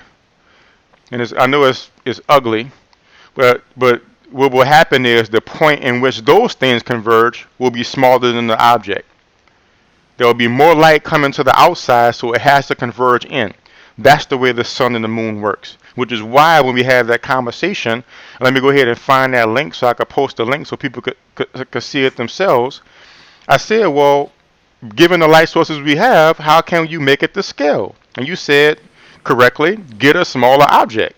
So all you got to do is get a big giant light bulb or get a whole bunch of them and put them together, and then get a little bitty marble or a little bitty something or other, and you'll see that a light source can be a shadow can be smaller than the object that's putting it.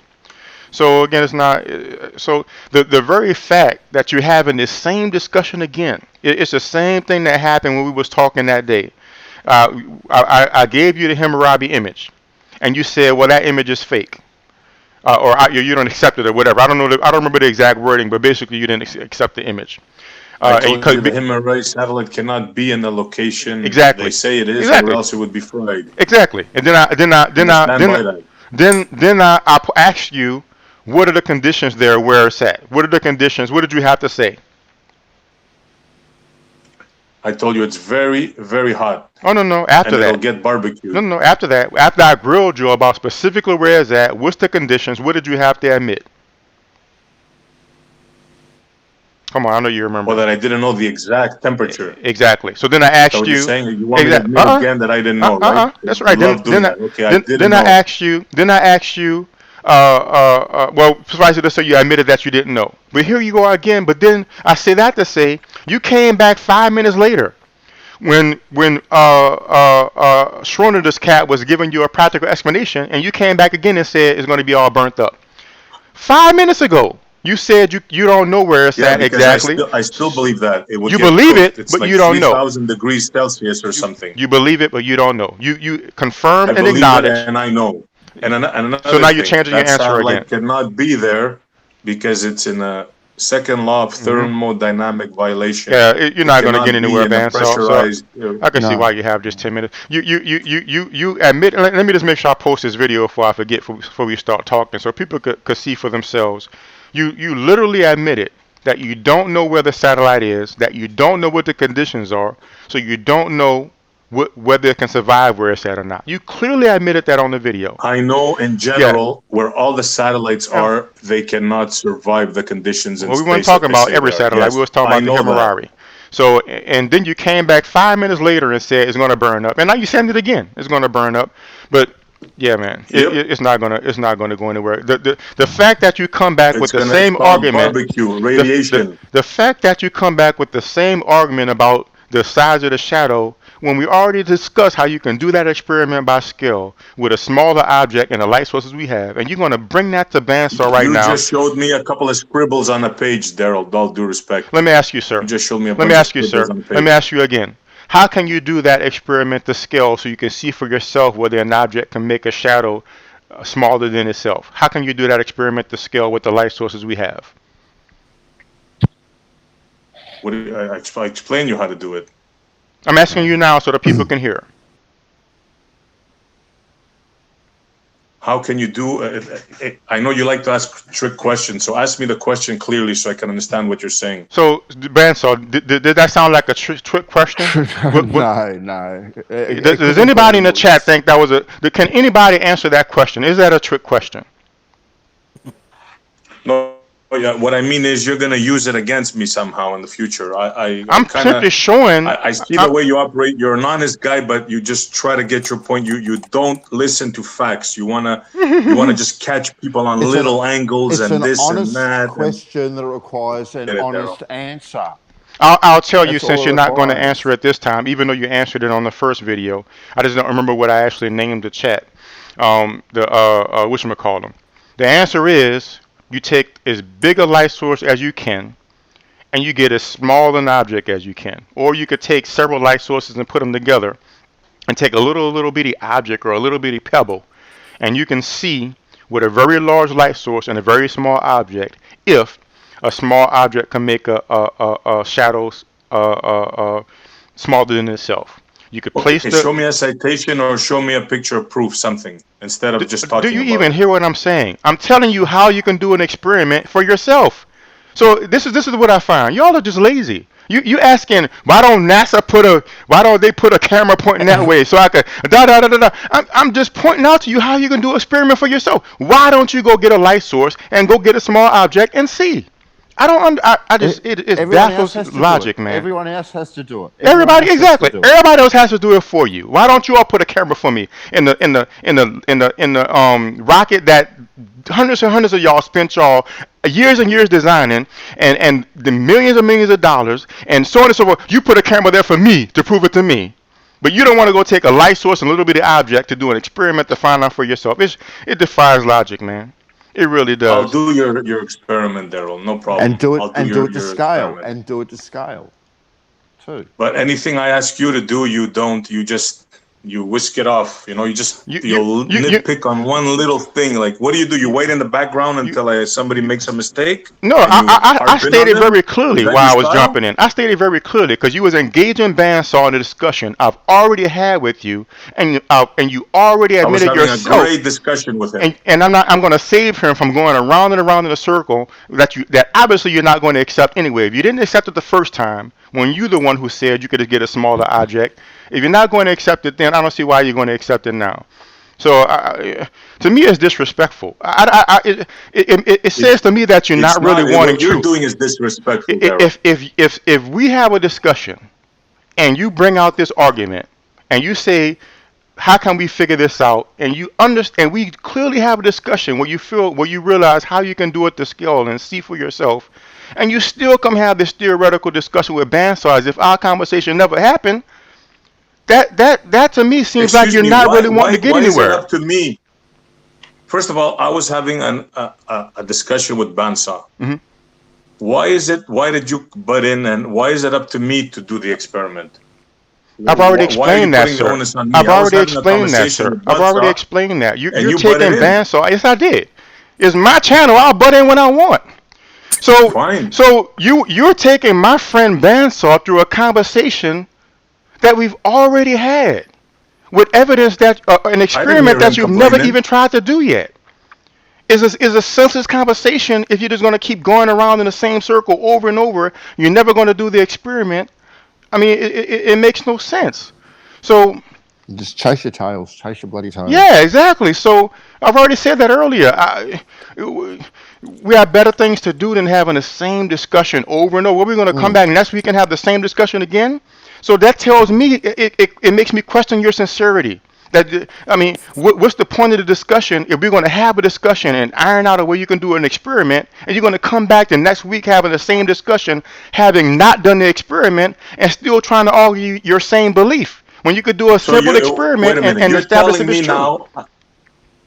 So you're telling me now, a bunch of flashlights, put a marble, that's going to somehow prove that the moon of the shadow. Is this what you're trying to tell me?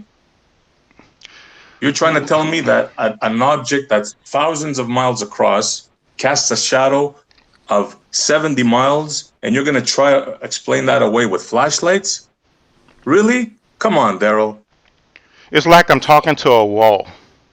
I gave you a way you can do an experiment and see for yourself with your own eyes that an object with a very small object with a very large light source, the way that the lines of shadow converge, which I illustrated for you, can produce a smaller shadow than the object. I illustrated for you. I explained it to you, and you're acting like you don't understand a second of it.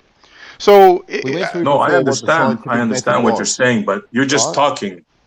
But we went through before what the scientific method was. It was making an observation. You made the observation, right? Now you've got to make a hypothesis, and then you've got to do the experiment, right? It's a fairly simple process. And it's a fairly simple experiment you could do to scale if you really wanted to. So you either want to find out if it's true, or you don't want to. With all due respect, you can rely on Jeranism and Oakley and all these other fools, right? Okay, here's the video, by the way. Things.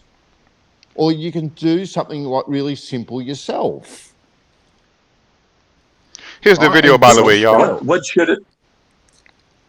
Go ahead.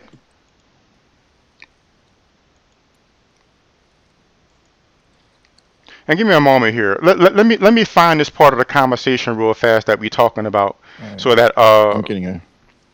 Say again, please. I'm getting a little bit frustrated. Yeah, it's just like, because I'm not going to let you just take him nowhere just to go nowhere. It makes no sense. So I'm going to show this part of the discussion so he can see that he was wasting his time trying to have that discussion with you, and everybody in the chat can see that it was just a waste of time because we've already had this discussion. So they have some. Give me a moment. Let me find that part of the video, and I'm going to link you the exact part of the video. Experiment really fast. Okay, so they have a machine, a device that can shoot particles, so one photon at a time.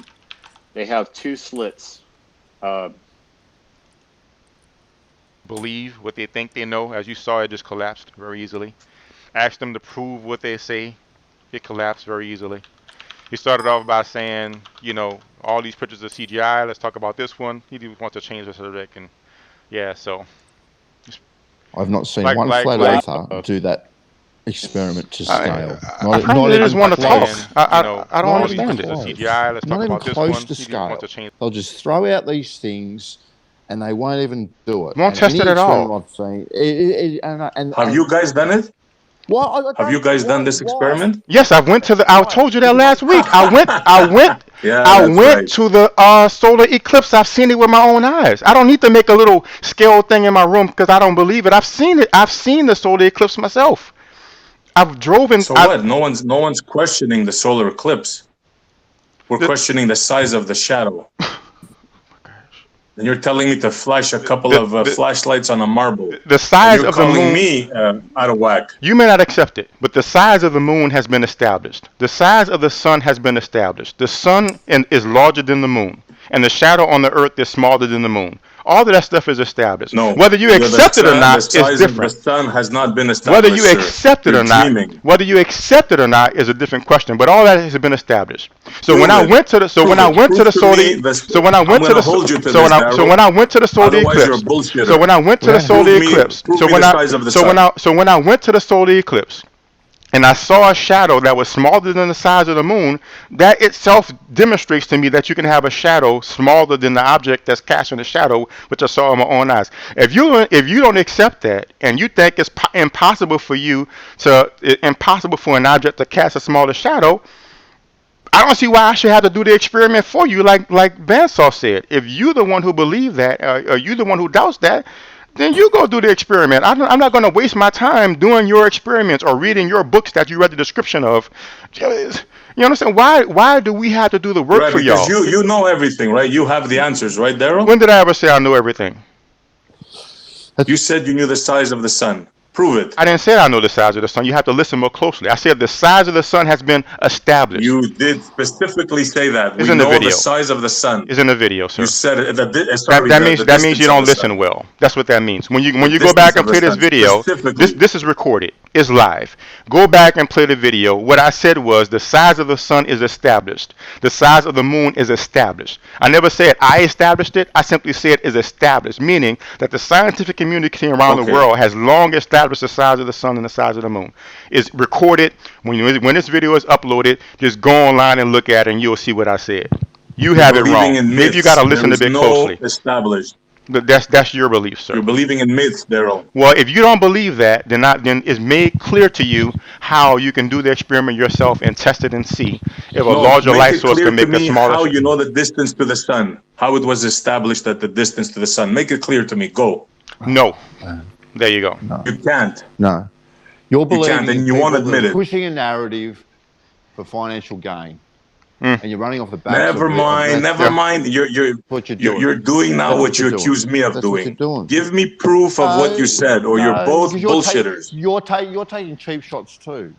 To be quite frankly, I've never taken a cheap shot. The fact is, it is established. Oh no, not at all. Whether you want to accept it or not, that's established. So I'll leave it up to you. I'll leave it up to you to do the research to find it out for yourself. You think you can game me? I'm gonna game you. Prove it that the sun. You know the distance to the sun and the size of the sun. Why don't you go find out yourself, sir? Why don't you go find out yourself? No. You know you're wrong. But you're not gonna admit it. No. Me when I'm wrong, I admit when I'm wrong. You know that you don't want You to have do no anything clue to yourself. what size the sun is, and you have no clue what distance the sun is. You know you don't want to do anything. You don't want to do anything. What's wrong? The cat got your tongue, guys? Tell me the distance to the sun. Prove me the size of the sun. It's about 93 You go million find out miles. yourself, sir. You told me. Thereabouts.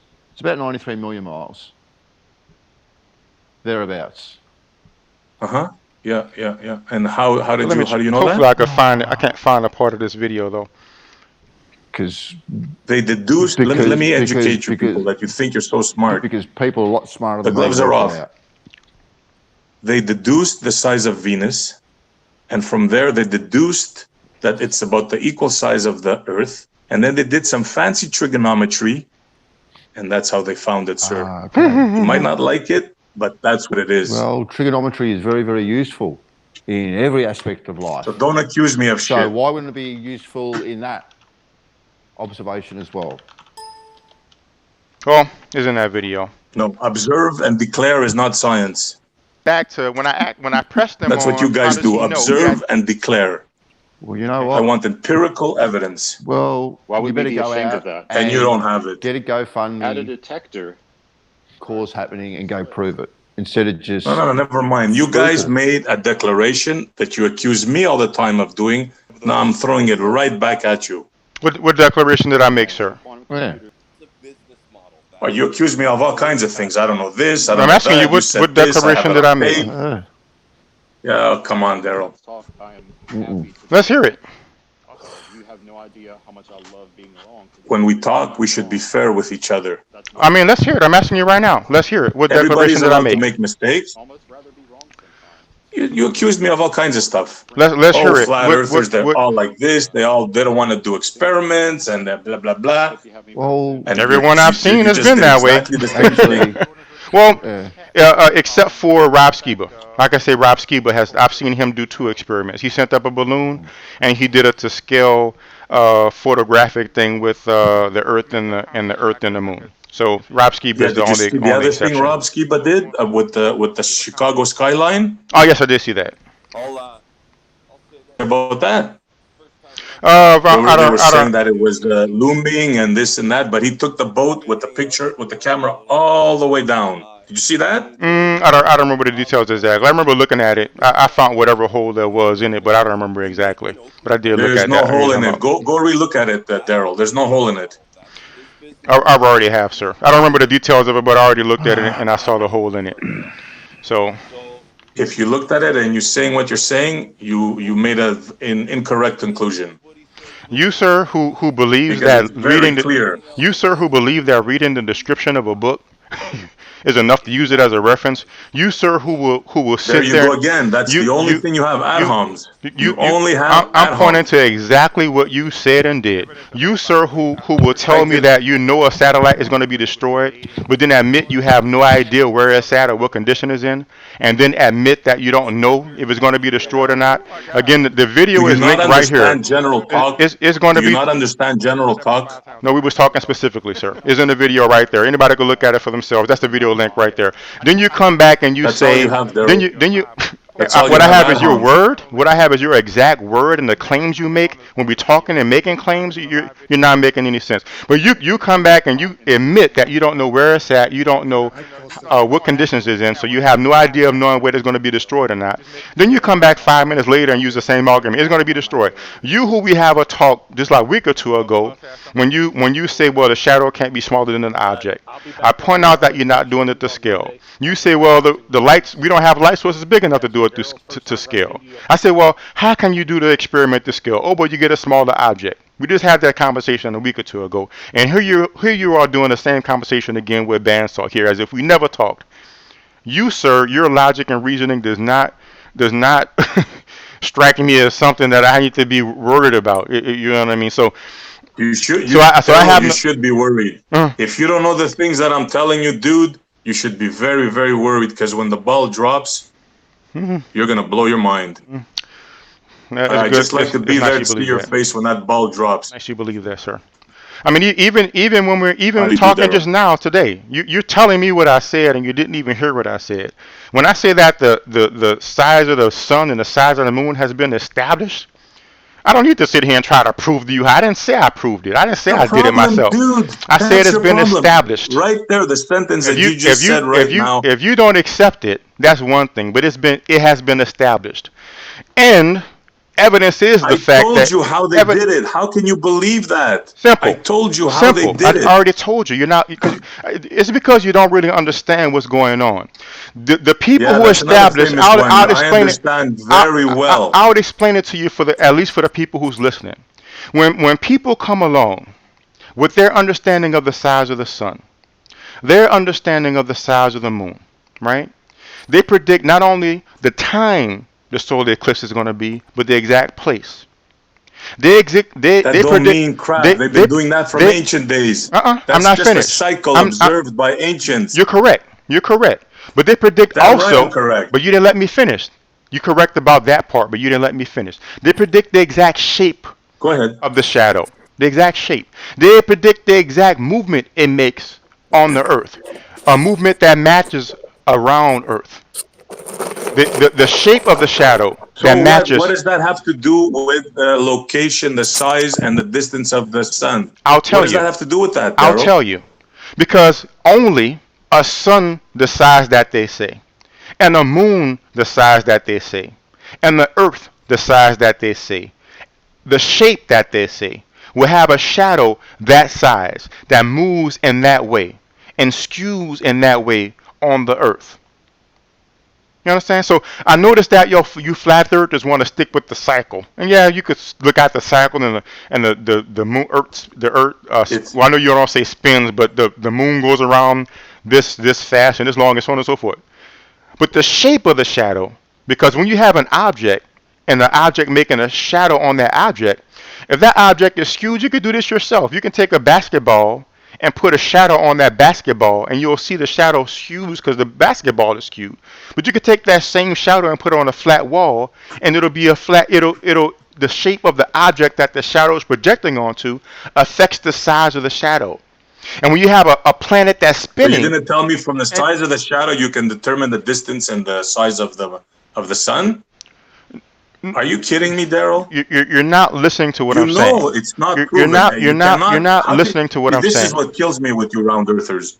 You know what I'm telling you is true, but yet you're fighting it. This is what I'm going to do, sir. I'm going to, for the people who are listening, who may not understand this stuff. I understand you're not going to accept it. I understand you ain't going to accept it, or you're not going to understand it, whatever the case is.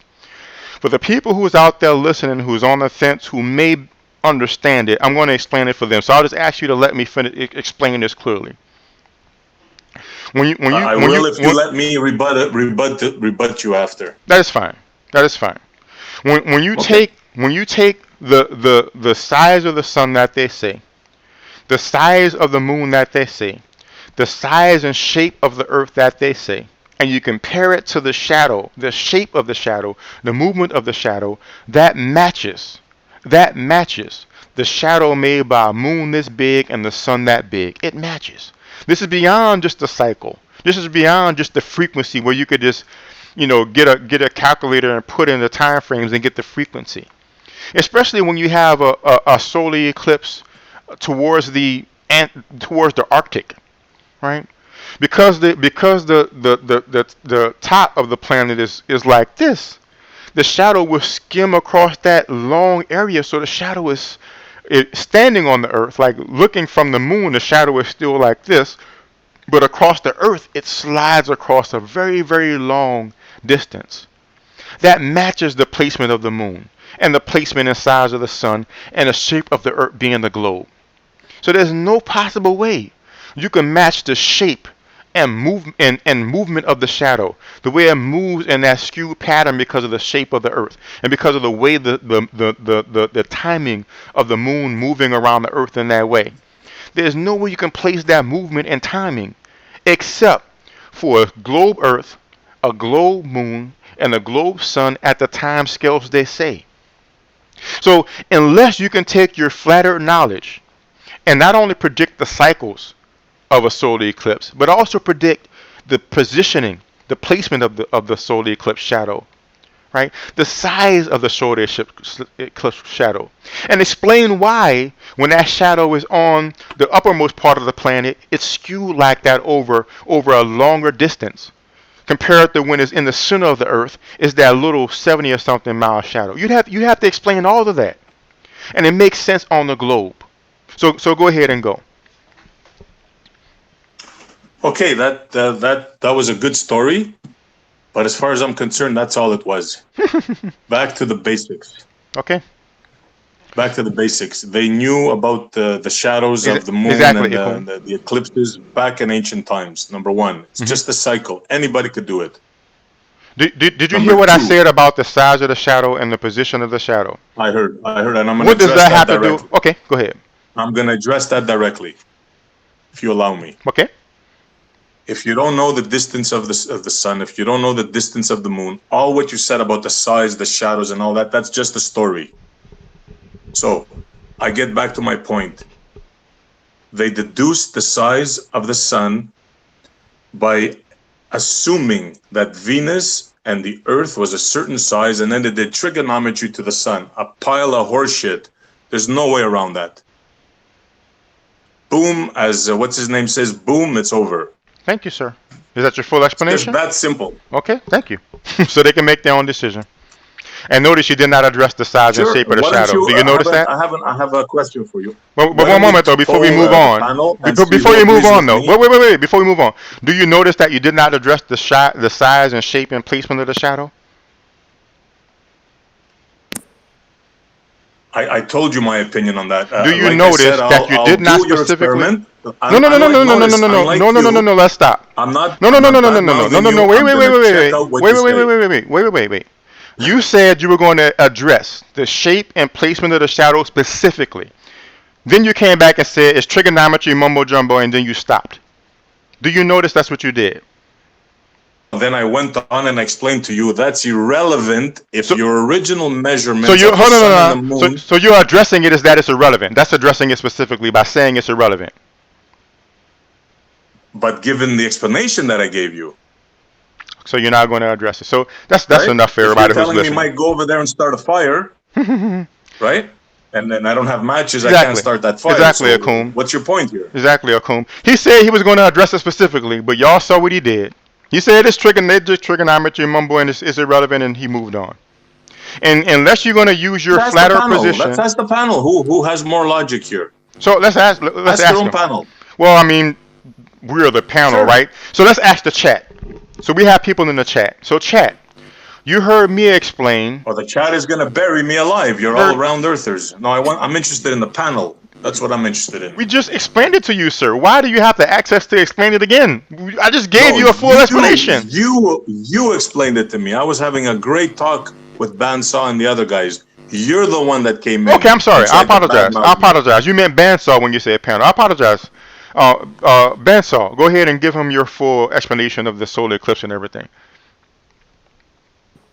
I didn't ask him that. I asked, what does he think between the conversation of me and you? Okay. What do you think about those? Who do the people think are more correct? Okay. Please answer in the chat. If you're watching the video later, please answer in the comments. And Bandsaw, would you please answer now? You heard his explanation of the solar eclipse, and you heard mine and why it matches the globe or versus flat. Which one is more? And this is coming from a person who was on both sides. So which one is more, to you and why? Darryl. And would you explain why? That's where the evidence you. That's where the evidence points you. What evidence would that be, Bandsaw? Okay. There is decades and decades of evidence if you want to go through it. And not just rely on YouTube clips. Like, what serious investigation have you done into any of this? That's what I want to know. Well, try to stick with his question. I mean, to be fair, he wanted you to explain your understanding of who won the eclipse argument, and you said me. So we're not going to talk about like what he may have researched or not, but just what about the argument itself? What about arguments here. Exactly? What about the argument itself lends more weight to you about the solar eclipse? Darryl's argument. I mean, why? Just talking about what I said here and what he said there. Why do you favor one or the other? Because it makes logical sense when you think about it. It makes logical sense how things line up, move in front of each other, cast shadows. It makes logical sense. It's as simple as that. Okay. Do you not agree with that, Montreal? Do you not agree that it makes That's only part of the argument. That's only part of the argument. How about the other part that I mentioned? Remind them, what's the other part you're referring the to? distance. Well, the distance and the size of the sun. Working at the distance using Venus and Like, trigonometry. if you don't know that, everything else is moot, no? Well, why? Well, they know these things. Because if you don't know the right sides, how could Darryl go on and say the moon is this side? Let's be fair to him as well. My argument was, I didn't talk about the specific of the size. I simply said the size has been established, and then I said the fact that they could predict the solar eclipse, not only the timing but also the placement, also how long it's going to last, how big the shadow is going to be, how it's going to move. The fact that they can predict. I addressed that, Darryl. That's knowledge. I'm just making sure we give him a fair argument, because now you're changing the argument to y'all don't understand the size, so it makes it a moot point. I didn't talk about that. I talked about the fact that the solar eclipse. No. I want to make sure he's basing it off of my actual argument. I'm the one who made the argument. I was making the argument that the fact that they could predict the solar eclipse, the exact size, even whether it's in the center of the earth, whether it's at the top of the earth. The fact that they can predict that the shadow is going to be skewed in a certain way at the top of the earth, and you can go there and see it for yourself. It matches what we see in reality. And they do that based upon that size of the sun, that size of the moon, that size of the earth. That justifies or validates those sizes. So I'm not agreed. But if those sizes are wrong, what happens to your theory after? This is my whole point, Darryl. No, you're missing my point. My point is that the fact you're missing the point. In order for my point to be invalid, I would have to go to a solar eclipse when they predict it, and it does not happen that way. Like when I drove to that solar eclipse and saw it, that was 2018, 2017, and if I'm sitting there waiting for the solar eclipse and it never happens, then I can say, well, hey, maybe their sizes are wrong. Maybe they got this wrong.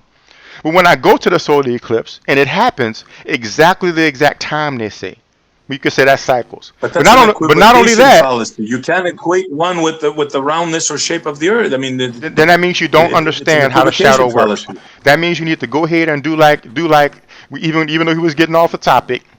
But when he was saying you got to actually do some actual research rather than looking at YouTube clips, what that tells me is you don't understand how a solar eclipse works. If you don't recognize how the shape and size of the solar eclipse equates to the shape of the earth, means you do not understand solar eclipses, which is why I said earlier that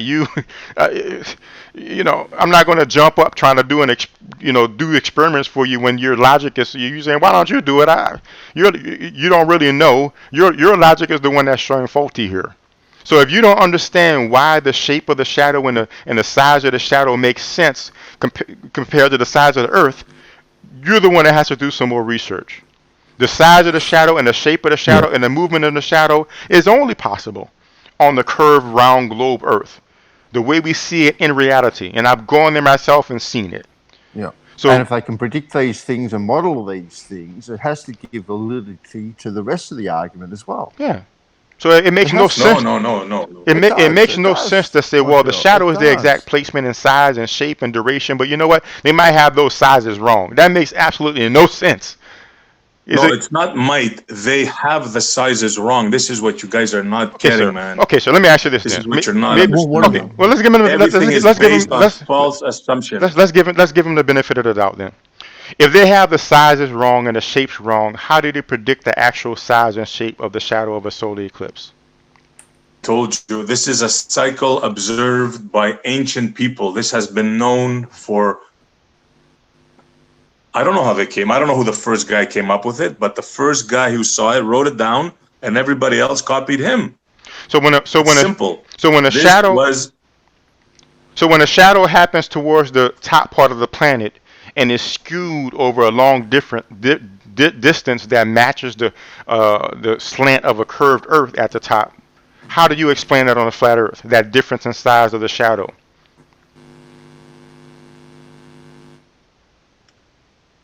Can you repeat that? Sorry.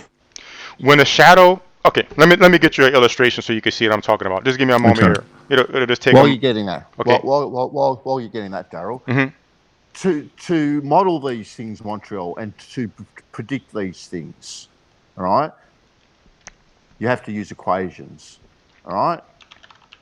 To use these equations, you need to have figures in them, a sign, all right. That's the only way these equations work.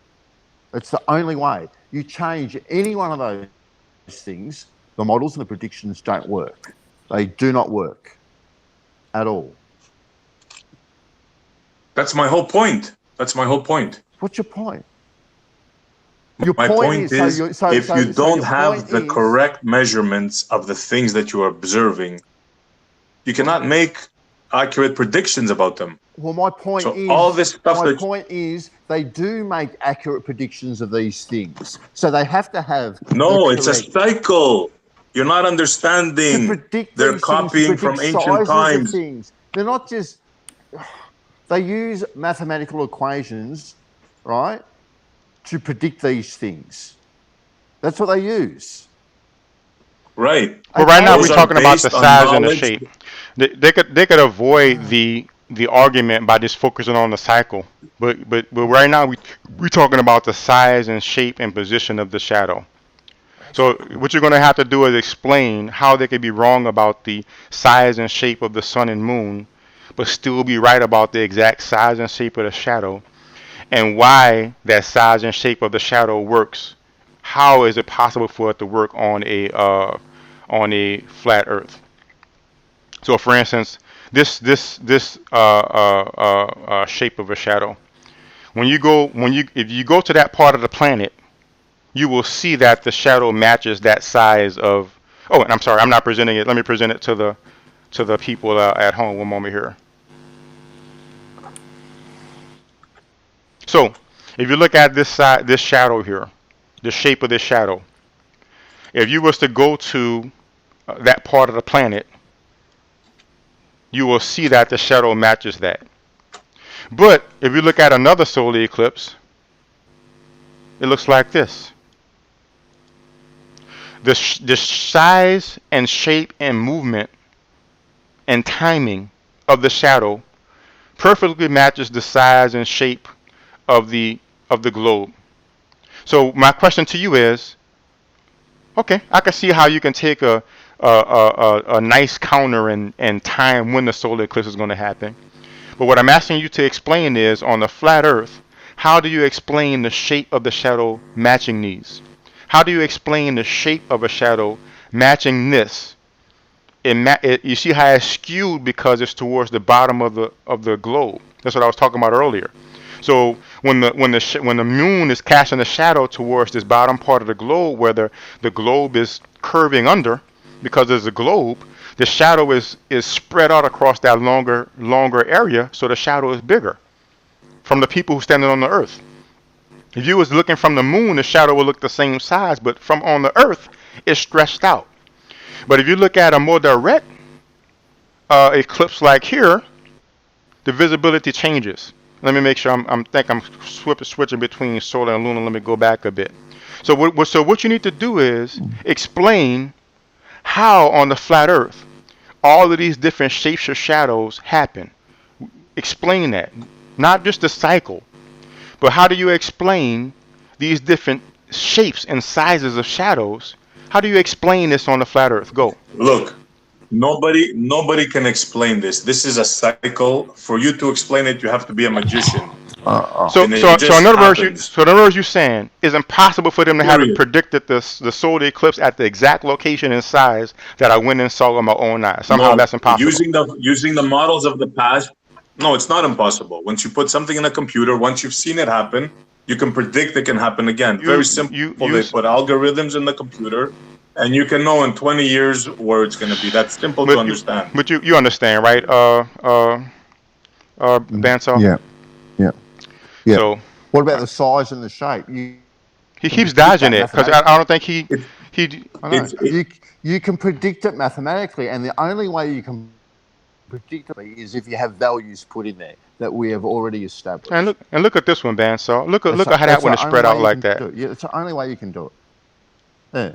Yeah, but he will never be able. The flat Earth people will never, ever be able to explain, and that's why he keeps going back to the cycles. You notice that? I'm talking about the size and the shape, and he keeps going back to the cycles. There's cycles. It's predicted by cycles because he can't answer the question. Oh, is a magician only doing that? That's the answer. Is a magician? It's only magic. How come you guys are always? This is something that's predicted. Can I ask you guys something? Go. Yeah. Can we discuss a little bit of the other statement that you guys made? Because you seem to be going away. Oh, what is it? What is it? How? Which one? Well, very simple. You say that we know the size, distance of the sun, and I tell you, you don't. You cannot prove it. So anything else you say about sizes and shapes and that and this has it's null. Your understanding is so poor, sir. I'm not saying that as an insult, but maybe one day you will hear it. Educate me. Educate me. I've already Tell been me doing how it for the how they past figure it out. 30 minutes, and it's not going anywhere. So I'm not going to keep doing it. So what I'm going to do, I know Vance already said that he only has so much time, and he's already after that time. So, and I'm not going to keep going around in the same circle anyway anymore. So Vance, so you want to give your closing comments before we go? Yeah, look, I just like to say. Exactly, Acom. Look, it's been an interesting discussion. I would just say, look at the evidence that is out there. You either want to believe it or you don't want to believe it. The choice is yours. But I think the odds are pretty much stacked against you as far as the evidence is concerned. I've seen no evidence of a flat Earth except on a local scale. And that's unfortunate for the whole flat Earth argument. So, awesome, man. I'd like to say it's been good chatting with you, Montreal. Maybe we can chat again in the future. That'd be cool. Awesome. I would like that for sure. And what do you definitely. And what do you have to say as a closing argument, C. Montreal?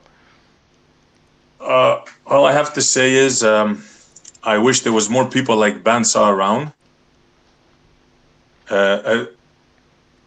You're okay too, Darryl, except I detect that you have a little bias here, but that's fine. I mean, we're on a Round Earth channel.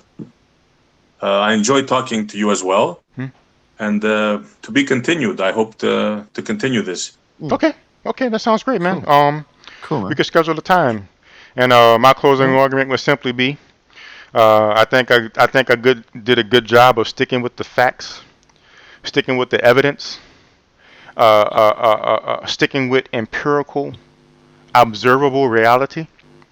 And I think anybody looking in an unbiased way will see that. So I would simply implore you all out there to do the same. So thank y'all guys. Thank y'all for listening. We stayed on a whole lot longer than expected, but it was actually enjoyable, even though we didn't come to any kind of really conclusion on things. But there's no need to keep going around in the same circle. You would agree, right, Bandsaw? Yeah. So we'll go ahead and end it. Enough for one day. Yeah, we're more than enough. So, but I'll be back Saturday. I'll talk about spectra. I'll talk about stars and what I'm learning from reading stellar atmospheres by Cecilia Payne. It'll be about 11:30 a.m. Central Time. About 11:30 a.m. Central Time. After that, me should be on, and we'll talk. You're welcome on as well, C. Montreal. You're welcome all the time, of course, Bandsaw. So I'll be back Saturday of this week. Happy days. All right, guys. Y'all be cool. Great. If I'm up that early, I'll be on for sure. Awesome. Thank you. Oh, and one more thing. Y'all don't have to stay, but I'll just go through the comments. I like to make sure I get all the comments before I go. So let me take a look here. I posted 3 to 4 videos showing it smaller, easy to find. He just said object, then not 2 weeks later. Awesome, Dark Seed. I could just imagine how much they buried me tonight. Oh, and let me I'll show this so people could see what I'm showing. Hold up here. I mean, I can understand why, man. Hopefully one day in the future you will, man. I mean, sincerely. But yeah. Hopefully one day in the future you will too. Well, I'm gonna convert you, Darryl. One day I'm gonna convert you. Wow. You're Wow, gonna you see heard the that? light. Hey, that's a statement right there. So it'll be interesting to see. Yes, what I missed. Oh, observations of science. Stop with the QE bullshit. Dark C said. I thought he said these are observations. I thought I'm sure he's referring to you. These are observations aren't empirical science. Total fraud. Dark C Dowdy said observations aren't empirical science. Not 2 minutes later claimed Rob Ski by observation. So he's talking about I was talking about the observation of like the solar eclipse, and you were saying that's just observation or whatever. But then you pointed to Rob Skiba's Chicago video, which is observation. So I got your proof of shadow but being with smaller. somebody there, it's not just observation. He's there. He's on the boat. He has the camera on from one side to the other. Sir, are you aware that there's people across the entire country that saw that solar eclipse? It was an event. It was on the news. It was tracking it all across the entire country. Cameras, every exact time, every exact place, the skewing of the shadow, everything, sir. You're contradicting yourself. I never denied that, sir. I never. Then denied why that, would you sir. even say, well, it's different because people were there? As if nobody was there for the solar eclipse and nobody had cameras. You're not making sense. So No, he's saying that it's just an observation. No, he's pointing out the fact that he's pointing out the fact that you discounted my observation, saying as if that don't matter. It just is about that don't mean that the size makes sense because I observed my observations match their predictions. But he's pointing out the fact that you gave credence to Rob Skiba's observations. So if observation is out the window, then you can't give credence to Rob Skiba's observations. That's what he's saying. One is a ludicrous observation. Okay. One is observe and declare, and one is observe on the ground, actual footage, actual there. I mean, you yourself said it, Darryl, that you respect him. I hear you, buddy. I respect the fact that he did some real science. That is correct. He did the balloon into the air, and he did the to scale planet and moon to prove that the satellite pictures are accurate. He's a creationist. He's a religious guy, yeah. But let me make sure I get to the comments though. You know that. You want to measure the distance to the sun? There will be a transit of Mercury. Exactly. I've been looking into that at Coombe. I don't know it well enough to explain the whole detail, which is why I didn't claim I know how to do it, but it has been established, evidenced by the proof of the predictions of the solar eclipses, and about explaining all that. But yes, that's one of the things they did by using the parallax of Mercury. And it was observations are a form of science. First they established the size of the moon by looking at the shadow of the moon. The shadow when the moon is right directly to the side of the Earth, it makes a right triangle with the sun. And they was able to triangulate that and establish the size of the moon.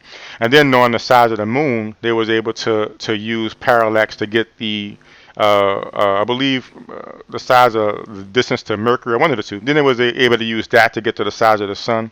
But I looked into it. I don't know it in detail to be able to explain it well, but that's why I never claimed to be able to. But yes, I'm familiar with the process though. Thanks for mentioning that, Akum virus. But in short, they use parallax to get that worked out. So it's a lot of good math. But I plan on learning it enough to explain it, but right now I just have kind of an overview. They use parallax starting with the size of the moon, so on and so forth. They can predict how long they last, the exact pad. Exactly, Akum. They only predict when, but they can't predict the size, the path, how it skews in the Arctic, or like I was showing you on the edges of the Earth, and they never will be able to on a flat Earth. That's why he couldn't. He just kept going to the frequency over and over when I told him that wasn't my argument. Claiming the meat of the subject is irrelevant. The globe because of parallel light rays.